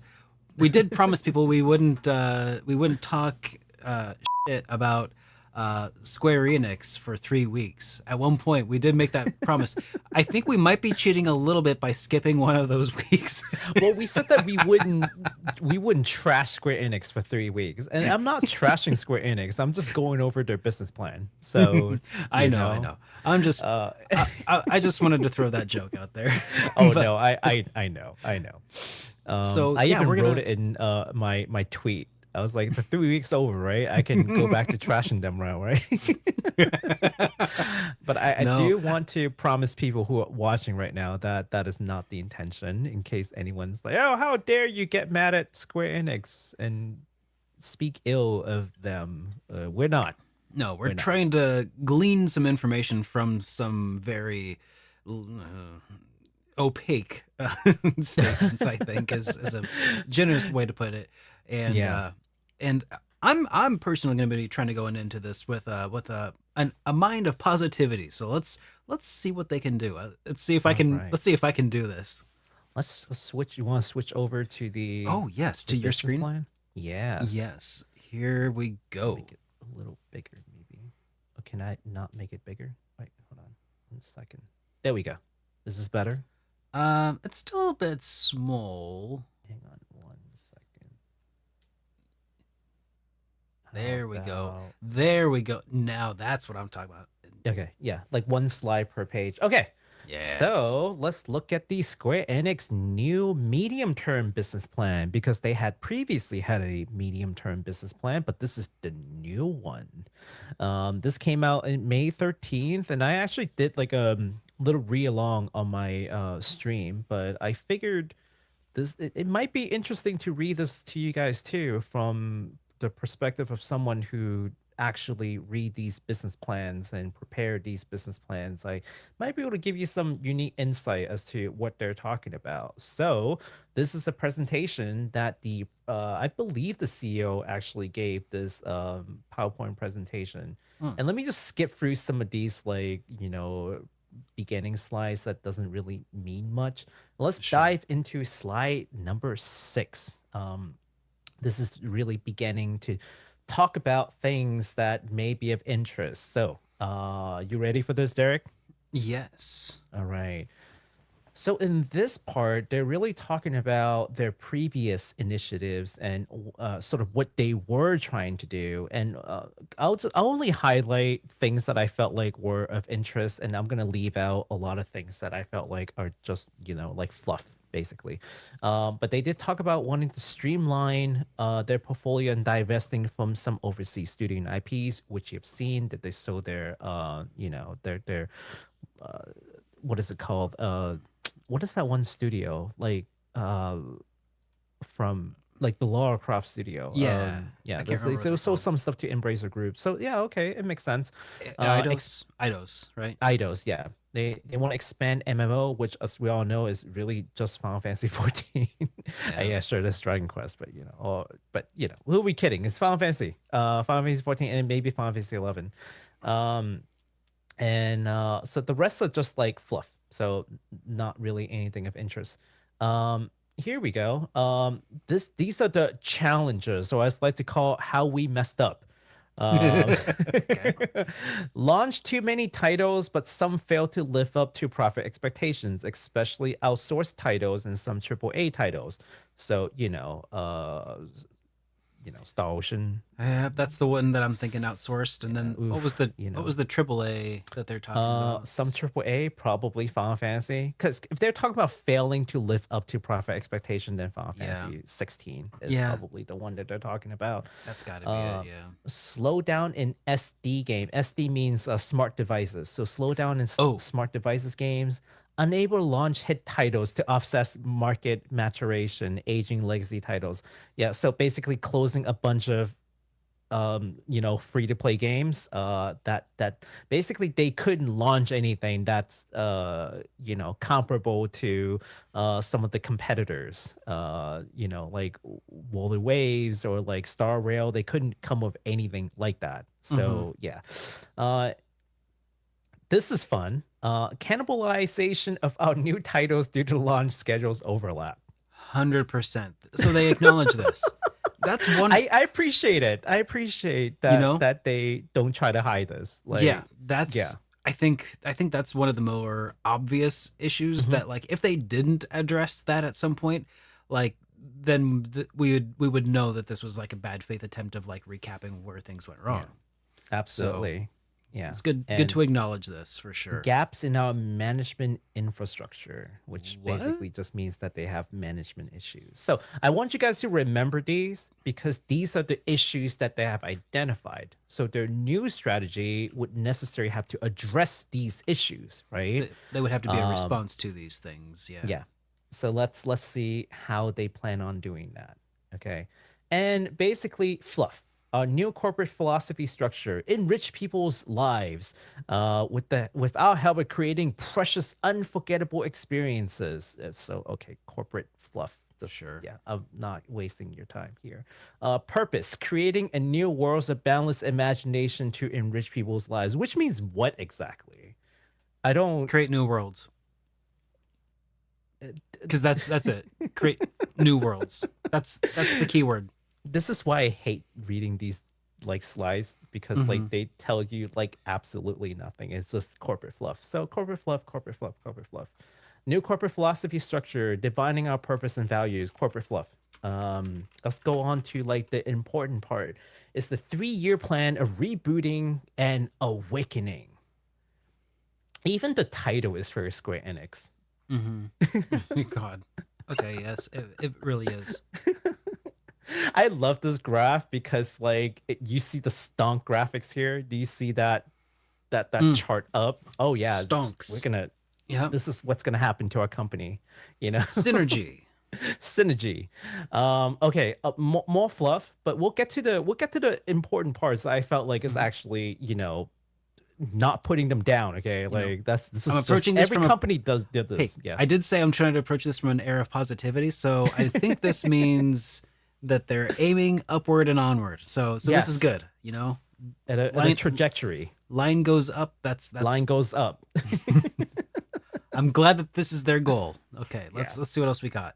Okay, this is not unique to Square Enix. Every corporation has these fluffs, and I hate all of them. But we'll get to the non-fluff parts. So basically, here's what they're saying: that there are 4 pillars to this strategy. Okay, enhance productivity by optimizing development footprint in the digital entertainment segment, which means absolutely nothing by its own, but we'll get to the details. Diversify earnings opportunities by strengthening customer contact points. Again, means absolutely nothing, but we'll get to the details. It will finally give meanings. Initiatives to create additional foundational stability. Strike a balance between shareholder return and growth investment when allocating capital, which I'll explain what those actually mean. So this is from the first pillar, optimizing digital entertainment segment development footprint. This is probably what a lot of people have read. Shifting from quantity to quality, delivering ensured fun. I like how fun is in quotes. Fun. I hope that's not what they meant. I hope they're using it like a boomer and using it like for emphasis rather than than sarcasm. Yeah. Fun. You're supposed to be the positive one. What's going on? No making fun of fun. No fun allowed here. Okay, but I do think at least they understand that it's not about like a shotgun approach. Like, don't just shoot games out. You gotta focus on the fun factor. And a long time viewer has known that that's sort of our stance for games. Is it fun? At the end of the day, did you have fun? Did you make a game that is fun? Because if it's not fun, then that's half the experience for a game.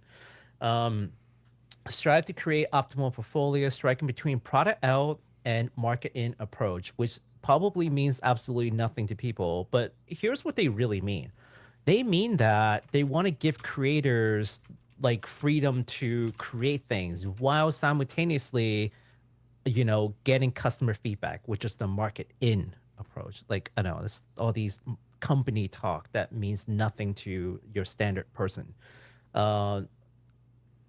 I think this is really just saying our executive team will now butt out of creators' decisions. Because as you know, Square Enix has had a history of C-suite going in and telling the creators, yeah, no, you can't do that. You got to do something else.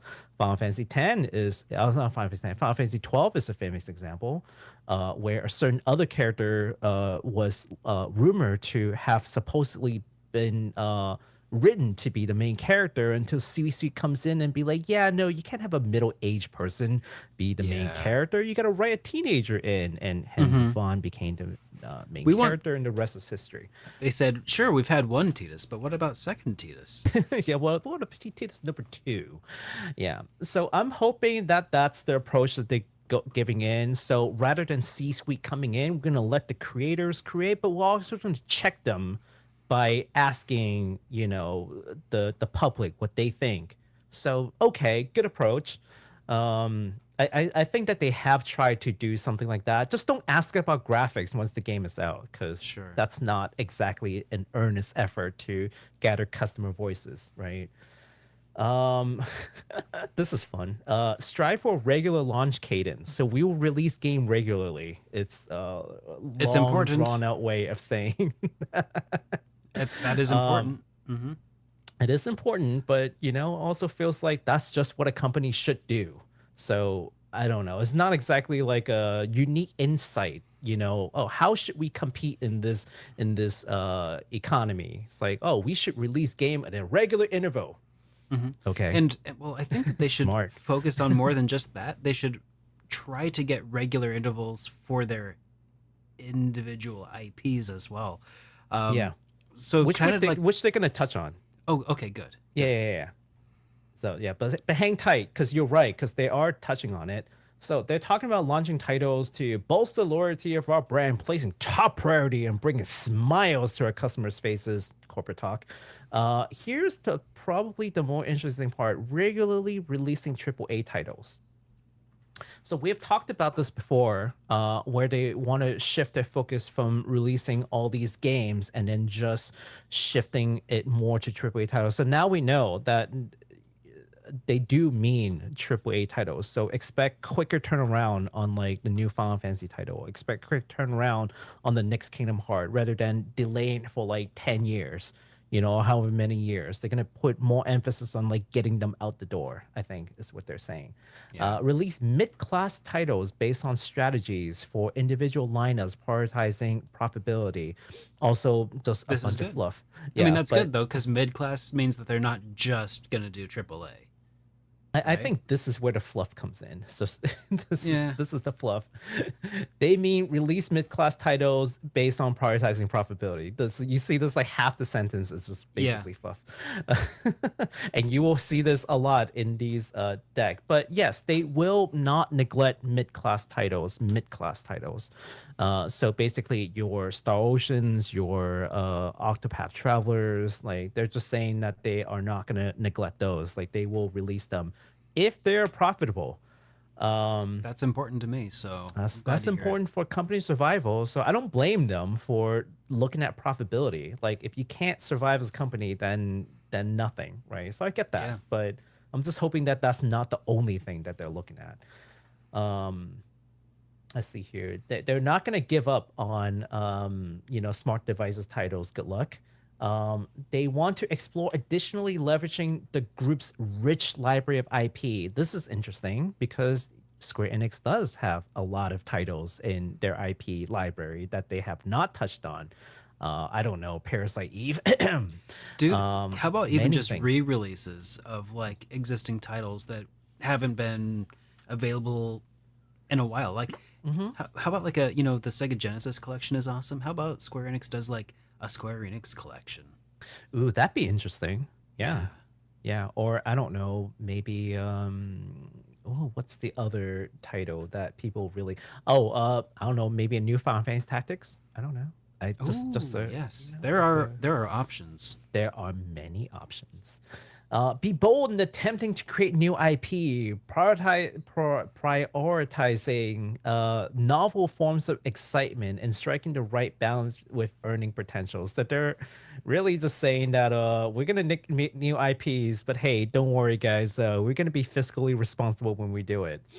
Here's the problem. Here's the thing that scares me a little bit. Exploring new possibilities in entertainment, potentially leveraging new technologies, which I think a lot of people are having pauses here. It's like, what do you mean by new technology? Are we going back to NFT? Are you going back to NFT? Because that's Maybe not they new mean technologies anymore. maybe they mean VR. I don't know. I mean, because well, I guess VR is not new either.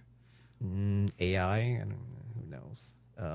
But just be wary that they haven't exactly given up on this like new technology ambition. But moving forward, Yeah. let's see. Our internal title development footprint, retired business unit. Oh, this is interesting. Retire the Retired business business. units. Yeah. Yes. Go ahead. Oh, no. I was just saying. I was just reading along. Retire its Oh, okay. Yeah. business unit. Retires business unit based organization design and strive to establish an operationally integrated organization with a goal of revamping internal title development footprint and bring more capabilities in house. So there are two things of note here. One, as you know, Square Enix has operated with this like business unit organization for the longest time, like business unit number one and business unit number two. And each of those things, like Octopath Traveler is one of the business unit. I forgot which one it is. 11, I think. I could be wrong. So there are different business units. And what they're really saying is each of these business unit operated as a division. Okay. So in organizational what is it called? Sorry, in organizational Almost like a silo, right? yeah, so it's basically a silo. Yeah, organizational structure is the word that I was going for. So organizational structure, there's something called like a divisional kind of structure where basically every division would have their own like HR, they will have their own accounting, their own marketing. And Oh, you yeah. can imagine like if you're Nestle, right? You're a multi national corporation. You can have like an Asian division, you can have a North American division, you can have a South American division, and of course, every division will have their own accounting, their own marketing, their own whatever, right? Okay. Did you say Yeah. SE or Nestle? Leslie, What? like the people who own like like the Toll House cookies. You know Oh, what I'm okay. talking about? Nestle. Okay. Yeah, Okay, just like making the sure. international, Like the food- evil chocolate company. Gotcha. the evil chocolate company, Willy Wonka, but evil. I have Yeah. friends who work there. I mean, it's a terrible company. But yeah, but you can imagine like a South American division is not going to do sales for like East Asia because they're not even in the same like thing. So division structure makes sense for certain companies. Square Enix basically operates in a division structure, is what they're telling. And these are sort of the insights that like we don't really get to hear much about because when you say creative division, something or another, we don't really know what it means. But this report is actually telling us that they think that that's part of the problem. Part of the problem with these overlapping releases, part of the problem with the marketing, which people have repeatedly told me that Square Enix has the worst marketing ever. Why is it that this giant company can't market the games like correctly? It's because they operate by business divisions and makes they sense. are horrendous in working with like say the American side.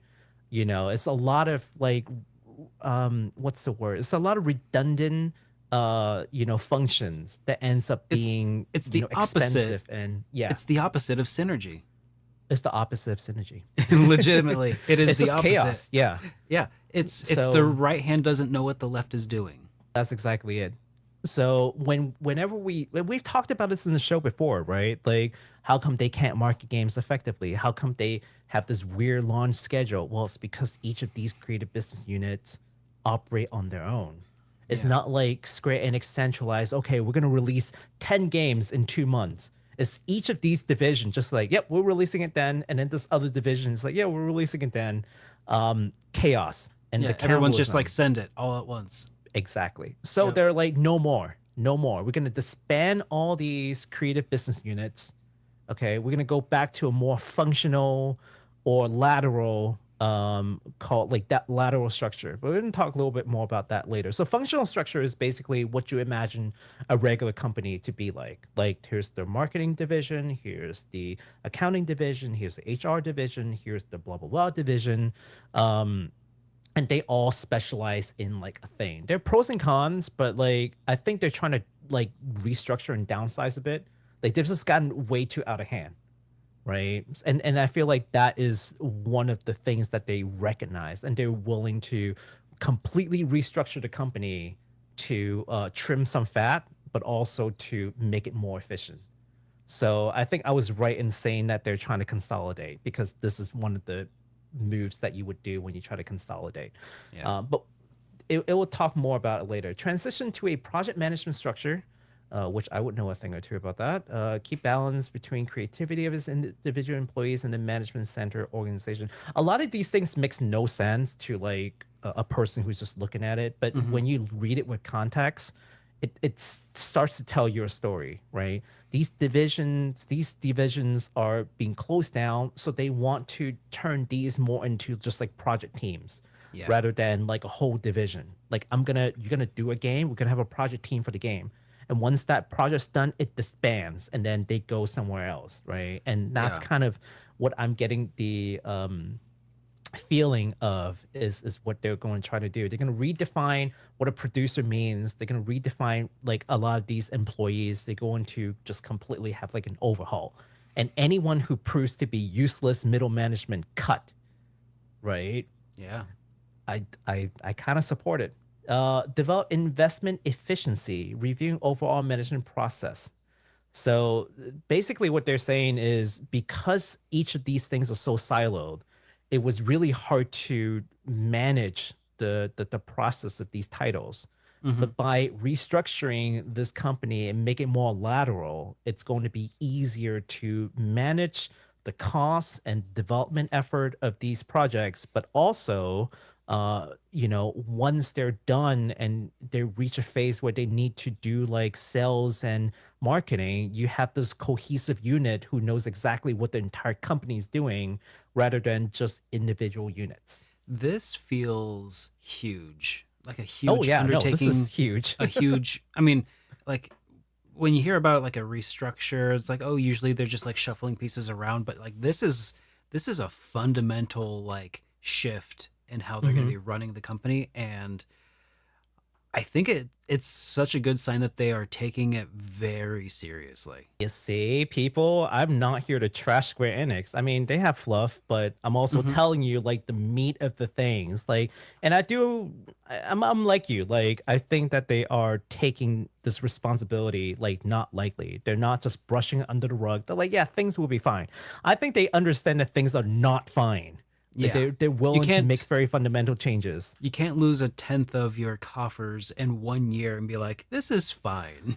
It's just- so and this is and remember like some time ago when they said, oh, we're gonna refocus our attention to AAA games, and I told you they're gonna lay people off. Yeah. I think they're gonna lay people off. They did. I mean, Yeah. they are. Yeah. I think they started with all of their like European and US offices for the time being, Right. or are starting with that, Mhm. which, that sucks for everybody because it's a lot of translation staff, a lot of marketing staff. It's a Yeah. lot of the people that I've probably interacted with at Square Enix over the years is probably, under a lot of stress right now, and that sucks. Expect more layoff because given the context of everything, Japan's economy, all this, their refresh aim, there's new strategy, everything just points to they will lay people off. And I have heard that like it's easier to lay off foreigners than it is to lay off Japanese people. Oh, absolutely. So, absolutely. Okay, let's move on to their next strategy. Shift to multi-platform strategy, which I'll be honest with you, when I first heard this, I just thought that this was a bunch of nothing because they says pursue multi-platform strategy that includes Nintendo platform, PlayStation, Xbox, and PC. good. Well, they already do release games on Nintendo, just not the AAA games because Nintendo Switch can't play them anyway. Xbox, they have games. They can have games on Xbox, but the install base is so small that it doesn't really matter that much. So the only thing that they're really talking about is PC. Yeah. And and being aggressive about that is a good thing. It is a good thing, yeah. And shortly after this, they announced that Kingdom Hearts series was coming to Steam. From Epic Game Store. So it was already there, but this might have been tied into that decision to like be more aggressive about selling on PC. Yes. So I think so. And then here they talk about SD, which is just smart devices. So basically what they're saying is that when they develop a new smart device game, they're going to also try to push it onto PC so that it's going to be more in line with what's popular today. Yeah. So what is that one game from Genshin Impact? Yeah, it's gonna be like Genshin, basically. Like, you can play it on a PC, you can play it on your phone, you can play it on a tablet, and it's going to cross play, right? Like they want to do that. Like, we're not gonna make like a low budget crappy cell phone game anymore with like limited playability and you collect cards or whatever. Like, no, they're done with that. If we're gonna do a title, we're gonna do it right, and we're gonna throw some money into it and really try to compete. I think that's what they're like, taking everything all together. I think that's what they're really saying. I can see that. Good for them. I mean, I'm not one of those customers, but at least it's not another like throwaway game that like the server dies in like 6 months. And I keep making fun of like Square Enix like mobile game players because like the game just like dies 6 months to a year. The server goes offline, you lose everything. Like, what the heck's the point? Like, who would play your game if that's the forecast, right? If that's the average lifespan. Yeah. Maximize digital sales, which I don't appreciate. I feel like that means that they're gonna push for more digital versus physical copies, but it's whatever. I get it. Like, that is what all the companies are trying to do. And pursue initiatives designed to win over PC users. I think this is just funny. Listen, Square Enix, if you're listening to this podcast, you're not. But if you are listening, you know how you can win over PC users? Launch a game that's not broken and then expect the community to fix it for you. Like, I know Bethesda do that and haha, but none of us likes that. Okay, so stop it. It's unique because it's uniquely effective for Bethesda because that's what they've always done, and there's the expectation now. But you can only do that once every 17 years when Bethesda puts out a new title. So, oh boy. Extend title life cycle. So I think this is a little bit interesting. Like, we're taken again together with other statements. It sounds like they're really gonna try to re-examine like their previous IPs and just try to build like upon titles. That's kind of what I'm getting out of this, but this could mean like 50 ways, because if you just read this, it means absolutely nothing. It could also mean game as a service where you sell a game, but then you continue to provide updates and sell cosmetics or expansions. It could be a lot of different things. But it makes sense because, like, I mean, if you're looking for profitable things to do, look at Fortnite. Oh, and that's what they're competing against, really. Fortnite, what is it? GTA. Yeah, they're still making money off GTA, which is insane. This game is how old at this point? Just it's wild. Incredible. GTA 5 was on PlayStation 3. No, oh my god. Wow, and they're still making money off of that game. Yeah. Like corporate executives are just like salivating when they can hear the prospect of a game that can go through like 3 generations and still profitable. Yeah. And not But, just you a know- little profitable, like a lot profitable. Oh yeah, mega profitable. Yeah. I mean, because Fortnite has kind of redefined how profitable a game can be. Which We is have ourselves really... to blame. We do. Like No, as players. I'm not blaming Yeah. myself. I Yeah, never yeah. played that stuff. It's you guys. Yes, all of you, not me. Just kidding. It's not you guys either. It's probably your damn kids. All of your kids. No more allowance for them. No more allowance. Uh, okay, here's the part that we talked about. Pursue integrated sales and marketing operations. Oh my God, will you look at that?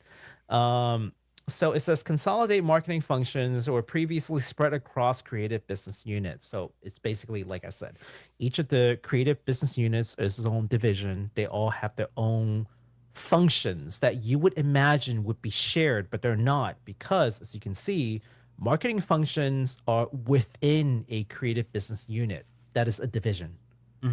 So when they say that we're gonna close down all the creative business units, we're gonna reshuffle everything, that's what they mean. So whoever's in like the marketing team in Final Fantasy is gonna get moved into whoever does marketing in For all of Square Octopath, Enix. whoever does Yeah. marketing for other games. They're all gonna get moved into one place called marketing. It's good. you know Yeah. So So they can that's what they coordinate think. and maybe even collaborate Right. that way, which would be great.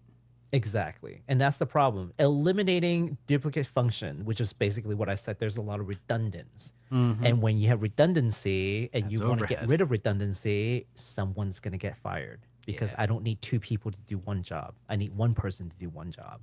Right. So these are the things that tells me they will lay off people, and not just foreigners, but they will lay off people. Create a new reporting line in order to enhance collaboration between sales and marketing function. Again, there will be layoffs, but at least they understand that there is a problem. We've said this for years, that their marketing has issues. Now, I don't think marketing is the only problem, and I've argued about that, but it is an issue. And so I'm hoping that they are truly taking steps and not just, doing like a lip service here. Increase sophistication of marketing by leveraging first-party data, which I'm not a fan of, but that's just what tech company does. So I don't Yeah. even know what that means by first party data. yeah, CRM, data analytics. So they're going to build in data analytics in their products, I feel like. So Okay. depending on what data they Like collect. heuristics, or like, I guess, your guess is as good as mine. Now, if they're only talking about sales data, because again, previously all the sales and marketing all split into units. If they just mean consolidating different data, first parties and like things that they collect themselves, like sales data, that's fine. That's just operation. But if they mean like more personal data, or like each individual fan, because they talk about CRM, right? yeah. So it's just client relation management. So if they're talking about each player as an individual client, and they're collecting data that way, then I don't know if that's something that Like if they're it going to might. start selling data, I don't know. Yeah, I don't know. So I'm a little worried of the use of CRM Okay. and first party data. So, but we can move on. I mean, most likely it's going to be smart device stuff. If you have purchase records, they can keep track of it. But we'll see. Leisure for IP across media formats. This is interesting because I feel like what they're trying to say here is we're going to try to look into doing more multimedia like projects. So, in other words, more tales. Yeah. And hopefully not the way that they've done it for Final Fantasy 15, because I enjoy that. But let's say I do merchandising game and an anime. Exactly. that's cool. Maybe you know, maybe a movie, maybe a trading card. maybe a movie, maybe some like Mountain Dew collaboration. I don't know. Mm, Just don't sell me NFTs. cup Um, noodle. Cup noodle. Yeah, that's all. That's all good and fine. Like, Yeah. I don't think this is like crazy revelation. I mean, plenty of companies are doing it. So, Row initiative to create additional foundational stability. They're gonna talk more about restructuring, rebuild overseas business. So this is what you were just talking about. Yep. Yeah. Began optimizing costs with European and American offices via structural reform, which is what we talked about. Redesign organizational structure, new organization in Japan. That's fine. Promote intra-group collaboration in Japan and abroad, strengthen functions of its London development site. So London development site would be like Just Cause and what is it called? The games that we don't really think about that's associated with Square Enix, Just Mhm. Cause and Life is Strange. That's like the London Oh, yeah. office. Yeah. So good. Okay. That basically tells me that even if they are laying off some people over there, they're not going to sell it. Because why take the effort to do all this if you plan on selling them anyways, right? Hopefully, fingers crossed. So, because Just Cause and Life is Strange, I don't subscribe to those games, but Some I've people heard really great like 'em. things about them. So Yeah. yeah. Okay. Build group's flat organization again. Streamline decision making. So I think this is one of the problem that they had is decision making take way too long, too much bureaucracy, right? Oh, Like, and that hinders development. We've seen it happen over and over again with Square Enix, where games take way too long to develop. They go into development hell. There's a lot of issue. We talked about like what are some of these like management issues that they're facing, and I'm not talking about in like the last 5 years. I'm talking about like the last 20 years. They've had issues with management, all the delays, a lot of that comes from management and Yeah. just like all these decisions, you have to make a decision and someone else has to make a decision. They can't move for like in another word, agile, right? Yeah. So making it more flat organization, more lateral, more team based would enhance that decision process. So instead of going through like 5 layers of decision, maybe 2 will do, right? And that way they can get decisions made faster everywhere, right? I feel HR like that would have a lot initiative. of additional benefits, like having to go through fewer people to make certain kinds of decisions could result in maintaining creative like integrity within the groups that are working on projects. I think But- so. So that's good. I think so. Yeah, too much restriction. It's like when a company grows too big, I think that happens to a lot of companies. They grow too big, there are too many layers, everyone's a manager. And I'm not saying managers don't do work, but sometimes you don't need that many layers to approve a thing. Certainly not. Yeah. Yeah. So I think a lot of us know what it's like to have too many bosses. I need a new laptop. Great. Sign this form, get 6 signatures. Like progressively higher. And I have to go all the way to the CFO and be like, can I get a new laptop? They're like, who are you? Who's this guy? Okay. Let's see here. Oh, here's an interesting one that I don't think many people will. I think many people will overlook this, but let's go over this. Enhance business infrastructure in this development team, maximize productivity, yada yada. So they're still working on a hybrid working system, which is, I guess, that's pretty nice. Like In some person people are and still remote. working at home. Yeah. Here's the part that I don't think. I think a lot of people will skip this and don't think much of it.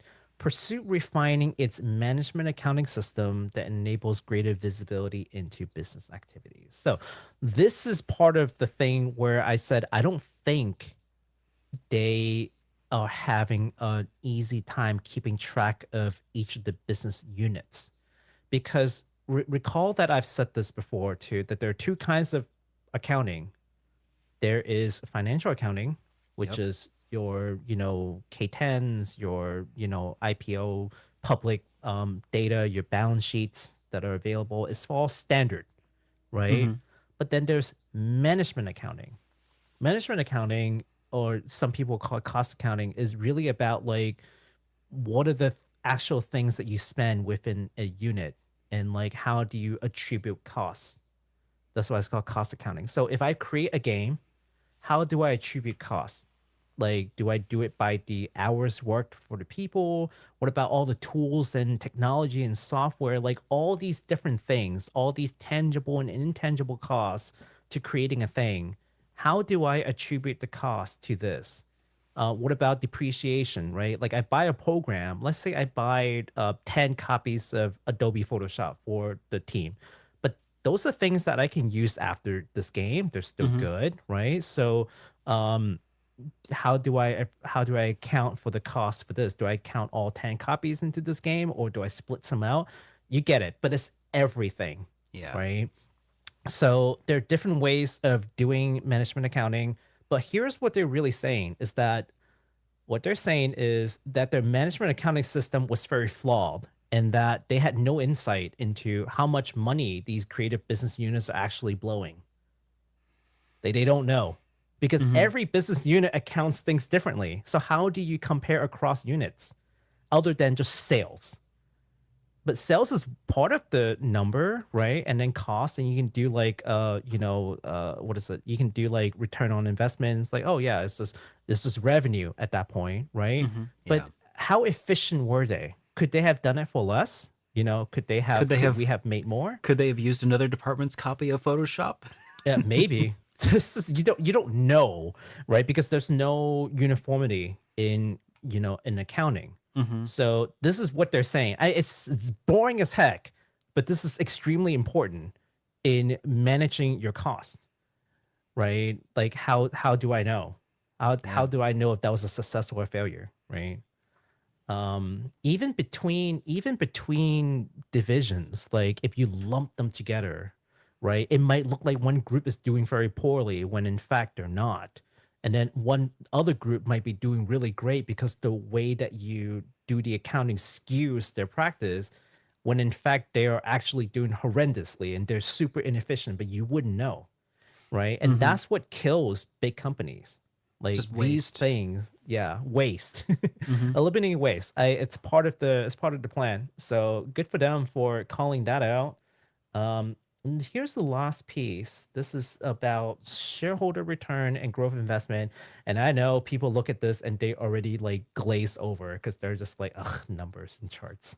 But I'll give you the fun part. So here's the fun part: share buybacks. Share buybacks is kind of a hallmark of consolidation. And I think there are two important pieces for this. Number one, they are trying to boost shareholder confidence by doing buybacks, right? But the other thing that I think that they're trying to avoid, which is something that we've talked about, is a hostile takeover.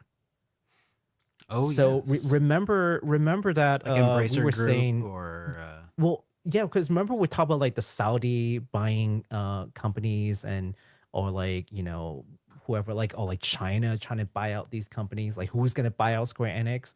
Well, buying back your shares and then keeping it within the company means that you can make sure that no one can come in and try to do like a hostile takeover of your company. Because if they buy enough shares, they can just force you to sell to them, right? I think that's part of it. Is they want to make sure that they have that under control. Is that they're not looking to get bought out by raiders. But the other thing is that this is just standard affairs with consolidation, right? And then you look into like merger and acquisition. I think that they are trying to spend a considerable amount of money to maybe expand their core competency by acquisitions. So remember how we talked about like, oh, what about buying Triace? What about bringing these talents in house? They did talk Yes. about bringing talent in house, and I feel like part of this, and I could be very wrong, but in the next few years, we can look forward to seeing them spend some money in acquiring smaller studios and then integrating into them as like part of Square Enix in-house development capabilities. I think that's part of it. Yeah, I feel like it's a little too late for Acquire at this point, sadly, unfortunately. Who was, Octopath, but Acquire. yeah. They should have acquired Acquire when they had a chance. Well, I mean, because I feel like that was one of their, cash cows. mhm. It was one of the overperformers for them. They might still be able to buy out Kodansha. I mean, not buy out Kodansha. They might still be able to buy it from Kodansha, if Maybe. Kodansha is feeling generous. Yeah. We'll see. I mean, personally, I feel like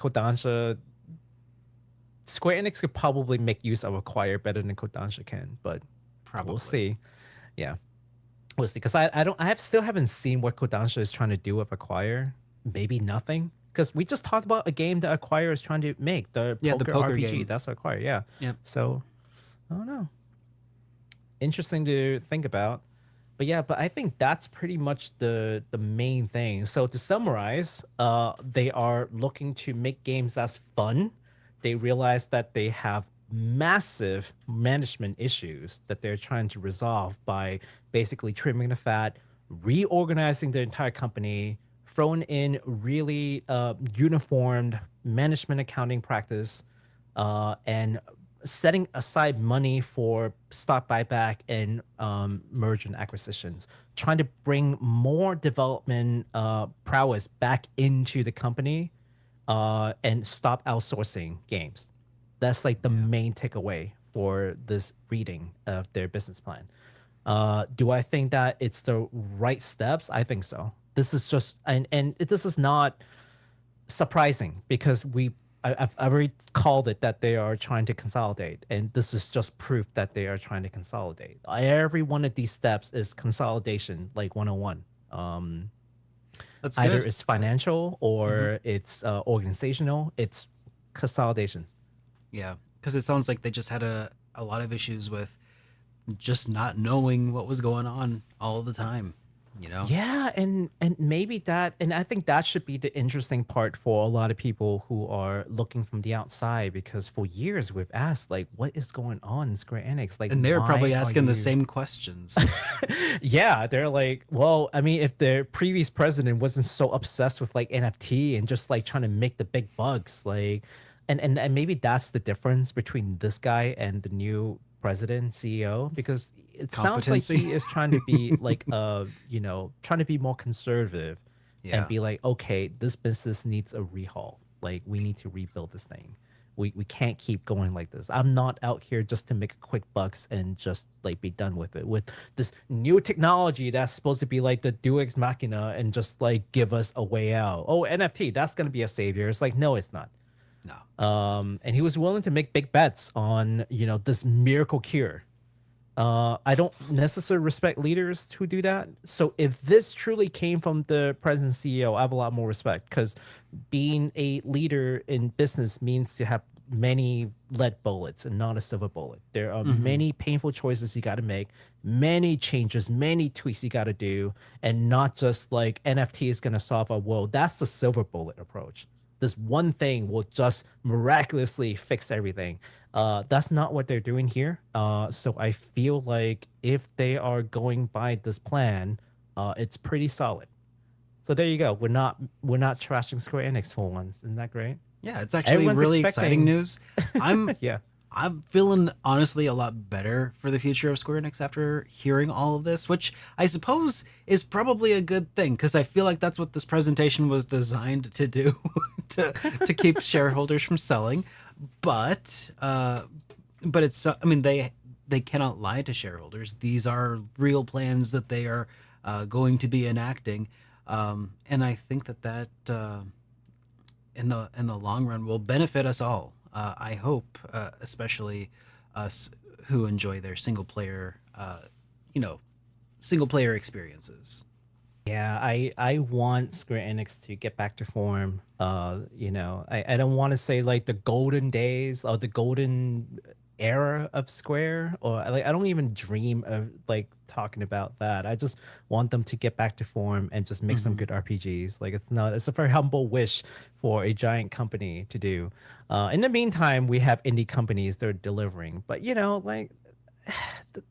so much of my childhood is spent with Square Enix games, or Square games, Squaresoft, Square Enix. Square and Enix. Yeah, Square and Enix, really. that I'm still just waiting for them to bring some of these things back. Just remember actually what made them great and not necessarily like chase the past, but just learn from it. You know what I mean? Like, Yeah. don't try to imitate your past. Don't give me a game that's like, oh, this is Square Enix and we're going to come up with a Chrono Trigger inspired game. Like, no, but if you understand what made Chrono Trigger great, you can make a new game that has those elements. You don't need to bring up Chrono Trigger at all, and it will still sell well because it's the substance that you are emulating, and not just throwing a name out and be like, oh, look at that.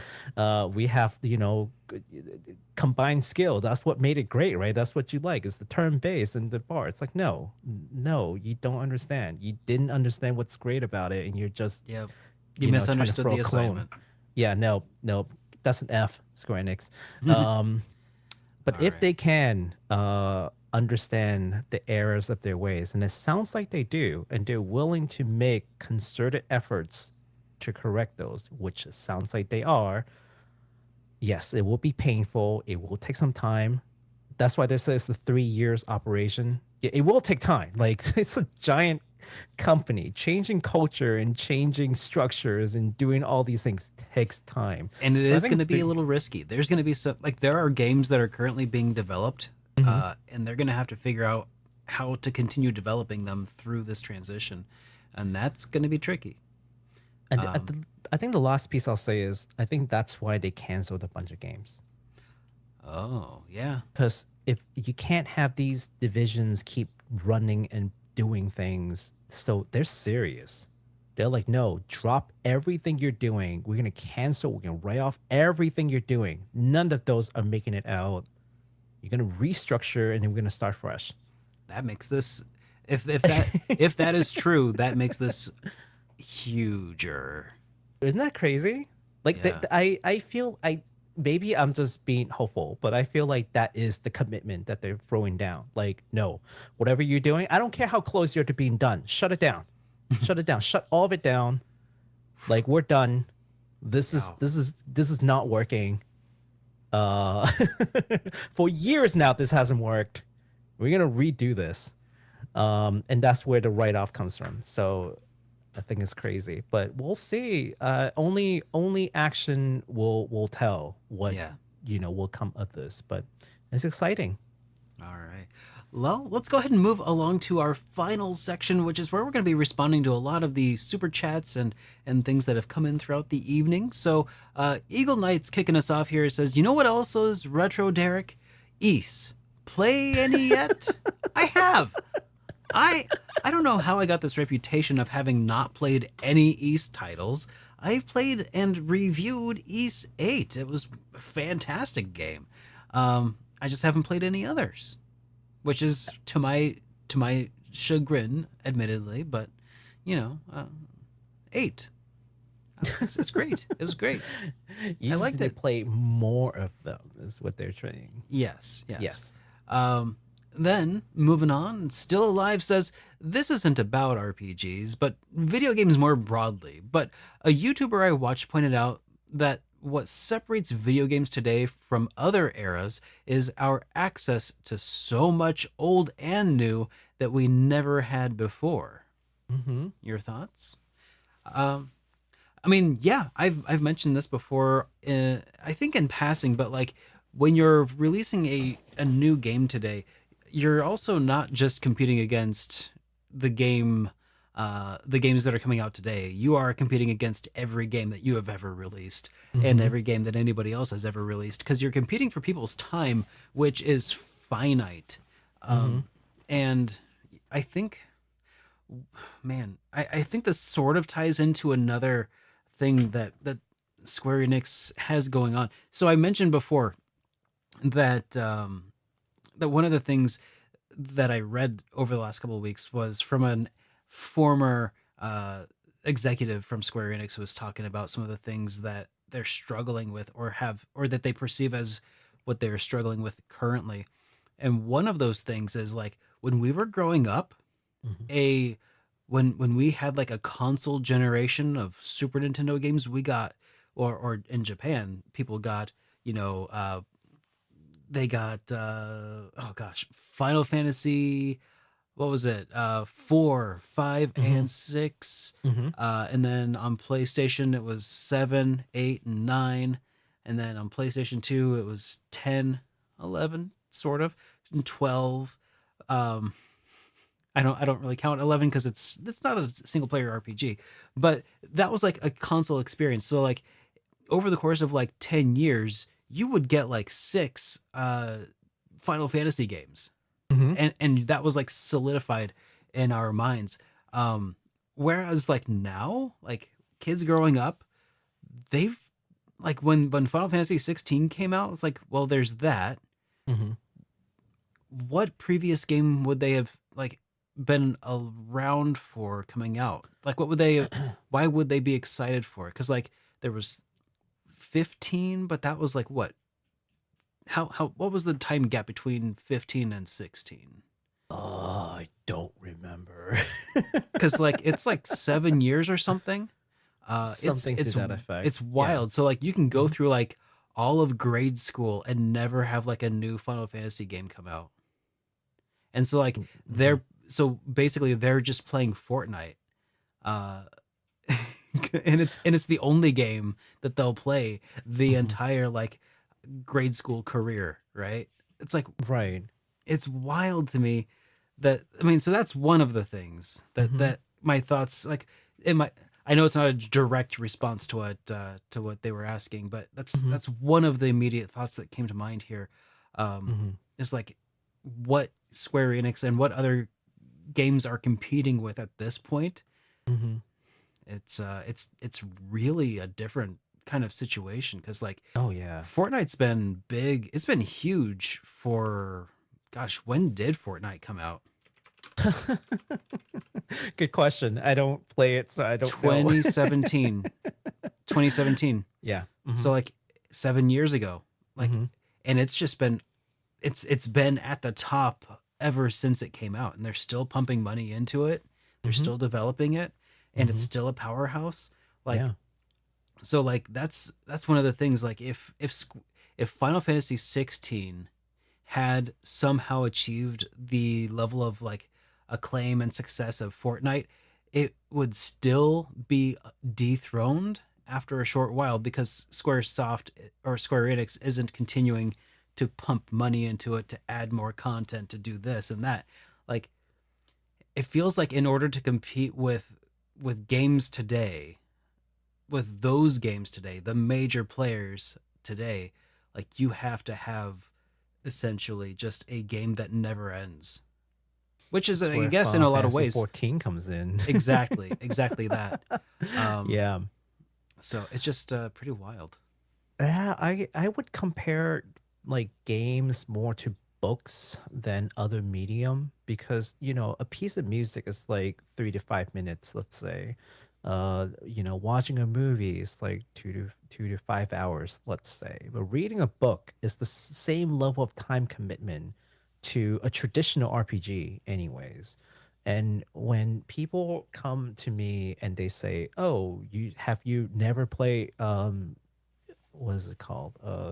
Some of these like a Grandia or like Lunar or Hmm. some of these more obscure but also very Awesome. notable good Yeah. RPGs that some of them I play, some of them I haven't. And whenever I say I haven't played it, they're like, you haven't played it, but you gotta play it.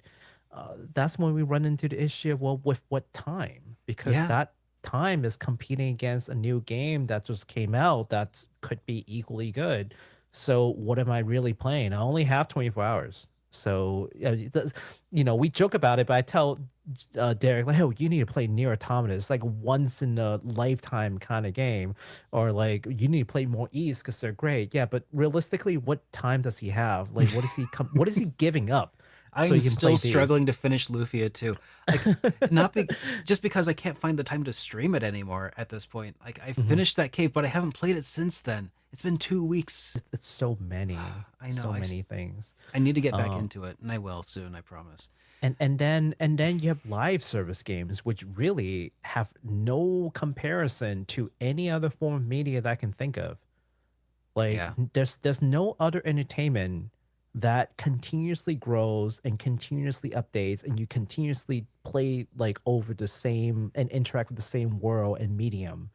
uh I can't think of an example off the top of my head, but certainly not like a movie. It has a start and end, not music. Book series ends. Like I can't think Hmm. of like One Piece, a TV show. One Piece just never ends. anime. Yes. Okay, there's that, but yeah, it's extremely rare to have something like that Yeah. basically doesn't end. You can just infinitely play it as long as you're not bored of it, You can right? infinitely take enjoyment from it and you can also infinitely throw money into it, which Yes. And is yeah, that's what you're competing against now. It's yeah. so I don't think it's about like new versus old games. I mean, that's one part, but I think it's more about traditional like games with definitive ending versus this new live service game that has infinite playability, so as long as you're okay with doing the same thing over and over again, more or less, Yeah. right? But that's up to the person, I had is one more thought on this I also wanted yeah. to throw out is that when you release a game today also you're also not just competing against every game that was ever released and every game that you've released, but also you're competing against the nostalgia Mhm. of those games. And what I mean by that is that like if you haven't played, oh, say Secret of Mana in 10-15 years, you've probably got a really inflated sense of like how good that game was. And I learned about that. Like Mhm. it was fun. It was great at the time, but it was really Seiken Densetsu 3 that just took the series to a whole other level. That is playing Seiken Densetsu 3 or Trials of Mana felt like what I remembered Secret of Mana playing like, but then if you go back and play Secret of Mana, you're like, oh. So like a lot of times when you're competing, like releasing new games, you're like, oh, this doesn't even compare because Mhm. this other game, this old game was so much better. But it's like, yeah, but you also experienced that game when like you didn't have bills or stress or like Mhm. a job. And the worst thing that you had to worry about in life was like asking your crush if they liked you, yes or no, circle one. Oh, like, jeez. like. On a Valentine's Day card, will you beat my Valentine? Exactly. Like, so you're not like just competing against like the game, but like just having also experienced these old games in like Mhm. a time that is just objectively better than anything you have going right now. Like you Man, don't have those to worry about cooking. You just have food given to you. Like life was good, life was man. very good. For maybe not for everybody, but for a lot of us, like Yeah. it's just there's so many things that make those games ever so more rose tinted than you even Mhm. realize. So Yeah.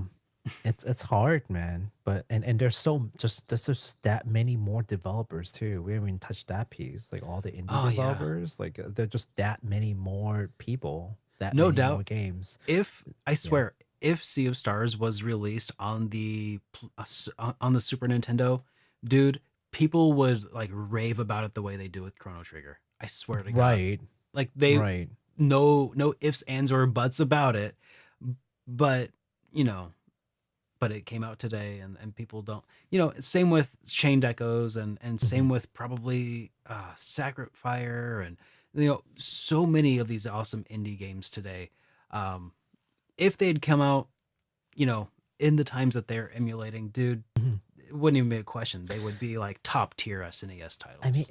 isn't that basically any kind of like artistic work though? Like if you look at a lot of books or movies or pictures, drawings, like any kind of art endeavor, and you say, well, had this been released 20 years ago, this would have been like top of the chart. But now it's just like another thing, Hmm. like things that evolve anyways. maybe not so much about music anyways, because boy, that's a hot take for people who thinks music back then is better than now. But a lot of the paintings, like a lot of these like crazy style, this would have been like the Mona Lisa if you can take it back 200 years. But Yeah. I mean, obviously not as crazy, but when games evolve that much in the last decades, like you can't help but think that that's basically the same deal with a lot of other medium. 100%. Yeah. Um, anyway, I know that was a whole lot of tangents for one super chat, but thank you, still alive. Appreciate it. Always great questions. Fluffy Dogs resubscribed as a member here. Said, Hey! June hype. Glad to see your lovely faces. Well, thank you so much. Thank you so much. And then they said, considering improved software and hardware emulation, as well as the ever rising cost of video games, how do you see companies that survive the AAA crash adjusting in the future? Considering the improved software and hardware emulation. Okay, so various forms of emulation, as well as the ever rising cost of video games. How do you see companies that survive the AAA crash? So after a AAA crash, how will those companies adjust for the future? Huh. That's I mean, I'm not sure what the AAA crash is, or are you saying that there's an imminent crash So, that's coming I think with that AAA titles? that is something that has been brought up in gaming discourse lately, especially as it relates to like Square Enix and ROI and stuff.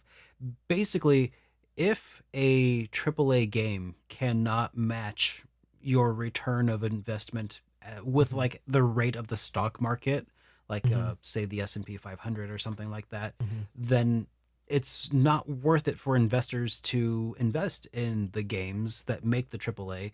They'd be better off just throwing it in the stock market and watching number go up. So like, I think that this is a couple of factors here, is that the stock market has been going bonkers lately over the last, since, well, COVID. So it's harder to justify putting money into making AAA games that underperform when Fortnite's just gonna continue to, hoover up children's money. and Right. and meanwhile the stock market is going, doing what stonks do. So that all kind of culminates in the question of like, is there a AAA future? Because I mean, AAA is a financial term to like talk about like the ROI of a potential investment. So is there such a thing as a AAA game at this point if they don't sell? For example, like if I'm Square Enix and I'm making another game, like say Final Fantasy 17, I can make it just marginally better than FF16 and call it pass, rather than trying to aim for leaps and bounds. And there will be some money saving in between, and I can still call that my AAA title as far as like it being a flagship is concerned, because it's just really how I define it, right? Like, or how the industry can look at it and say, yeah, that's the AAA title. I don't think that it's suddenly going to disappear. Like, we'll always have AAA titles.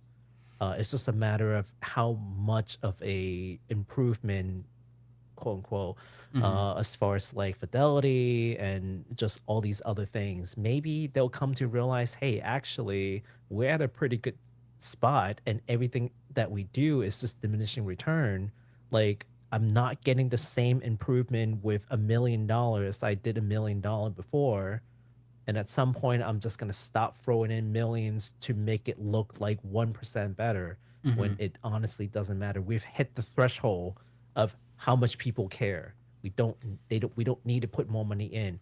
Is that still a AAA title? I think so, because that's still my flagship and it still looks gorgeous. It just doesn't cost as much as it Mario had been is still 2 a or 3 AAA. years ago. Mario is a AAA property for sure. Yeah. And those numbers sell like crazy. I think that if such a thing as a AAA crash occurs, I'm not going to really comment on like the likelihood of that, but if it occurs, I think that what I would probably expect to see shift is the companies that previously made AAA games, maybe they'll just become investment companies. You know, I mean, why not? I mean, if your ultimate goal is to make money, then just make it on the stock market if you cannot make it through the games. And that will, at least some companies will do that. Maybe if such a thing happened, maybe it would have to do with an oversaturation of like games being created. It's a very competitive, you know, industry right now, and maybe it's too competitive for all of the people who are competing within it. You know, that's a distinct possibility. And so that shift to becoming investment firms or whatever, or doing something else entirely, may shift and open up the market for you know, whoever is left. Alternatively, people who are independently just interested and in love with the idea of making games, indie studios, private companies like Nintendo, who are not, well, I guess Nintendo isn't, they are a public company, aren't they? But there are independent private companies who might just continue creating games because they enjoy making games and are into the art of making video games. And you know, I think that some businesses still operate in that mindset. I know that mine certainly does. SuperDerek Media, as my company, it certainly isn't necessarily pursuing, you know, the most bang for buck return on investment. If I was, I'd be doing a Fortnite channel, right? But I do what I enjoy, and I am just happy making my own, you know, piece of the internet. And so I feel like there's got to be several other companies out there that also are just happy doing what they do without the dollar being their top priority. Vanillaware. Yeah, exactly like Vanillaware. So We almost went bankrupt again. so all of that considered, yeah, I think that it would be a shift toward more of like an indie kind of scene, but maybe indies that got bigger, you know, indies that continue to grow and still be private companies. That would be what I would like to see, following a AAA crash, and maybe they'll continue to make games and grow and make their own cool stuff and make bigger games. Or maybe it'll be a shift towards more smaller titles that don't take up as much time to be more competitive for your time and for your dollar. I don't know. Yeah, I'm not sad about AAA crash, by the way. It feels like it's a self-inflicted wound, you know, at this point, because we already seen signs that AAA doesn't necessarily sell. So if you're still not pumping your brakes right now, at that point, it's a self-inflicted wound. If you still want to throw millions and millions and millions into the next biggest thing with the top of the line technology and everyone will love us again, you're delusional. So I don't know. I feel like anyone who's seen what's happening in the last year or two should really put the brakes on and say, yeah, maybe we don't want to blow that much money into this thing. Probably. And just, you know, release what we've got and it will be fine. Like, Start with projections and then work your way backwards to a budget. I would like to make $5 billion next year. How do I do it? Let's work backwards. Or realistically, we will make 5 million off of the next game we release. How do we make a game that will profit from that? Yes. We designed the game to make exactly that much money for us. Exactly. We know because we have the projection. It's never wrong. Oh, boy. All right. So next up, Fluppy Dog says, speaking of East, I recently decided to get an analog duo. Ooh, nice. Those are. Duo. Oh yeah. It's the TurboGrafx PC Engine Duo. Okay. But Yes, it's yes. FPGA. Yeah, they look sick. You say, what games would you recommend picking up? Does East Books 1 and 2 make the list? I don't even have a Turbo, but I have East Books 1 and 2 on Turbo CD. And you haven't played it. I don't have a Turbo CD. And they said, I'm not opposed to getting an EverDrive, but I definitely want physical media as well. Oh, that's cool, man. Mhm. So, I mean, Newtopia is not an RPG per se, but the Newtopia games are kind of Zelda-ish. Mhm. So I think those are a couple of the ones that I would recommend. East 1 and 2 for sure. My knowledge of the TurboGrafx library though is woefully not that wonderful. Mhm. So I just know that it like it's a super cool system that has like the graphics of like a Nintendo Entertainment System, but the color palette of like a Sega Genesis. Mm. It's like it's yeah, it's cool. It's or maybe a Super Nintendo color palette. It's nice, and then the CD attachment is nice. I don't know, Mhm. but the EverDrive would be really useful for playing ROM hacks and fan translations, and I think that's where I would probably start like looking for certain options. Do you Yeah. know do Sorry. you know No. much about Turbo or Nope. that's all right. Yeah. I have my PC Engine, so there's that, which is TurboGrafx, but Mhm. I can't distinguish all of them because I've only ever had the PC Engine, and they're a little different, and it's different market, same machine. Yeah. Uh, but yeah, I just don't know much about it other than just the PC Engine that I played on, which I have games back there right now. Like for example, East 1 and 2, which I have the hard disk of, and I am very proud to be the owner of that.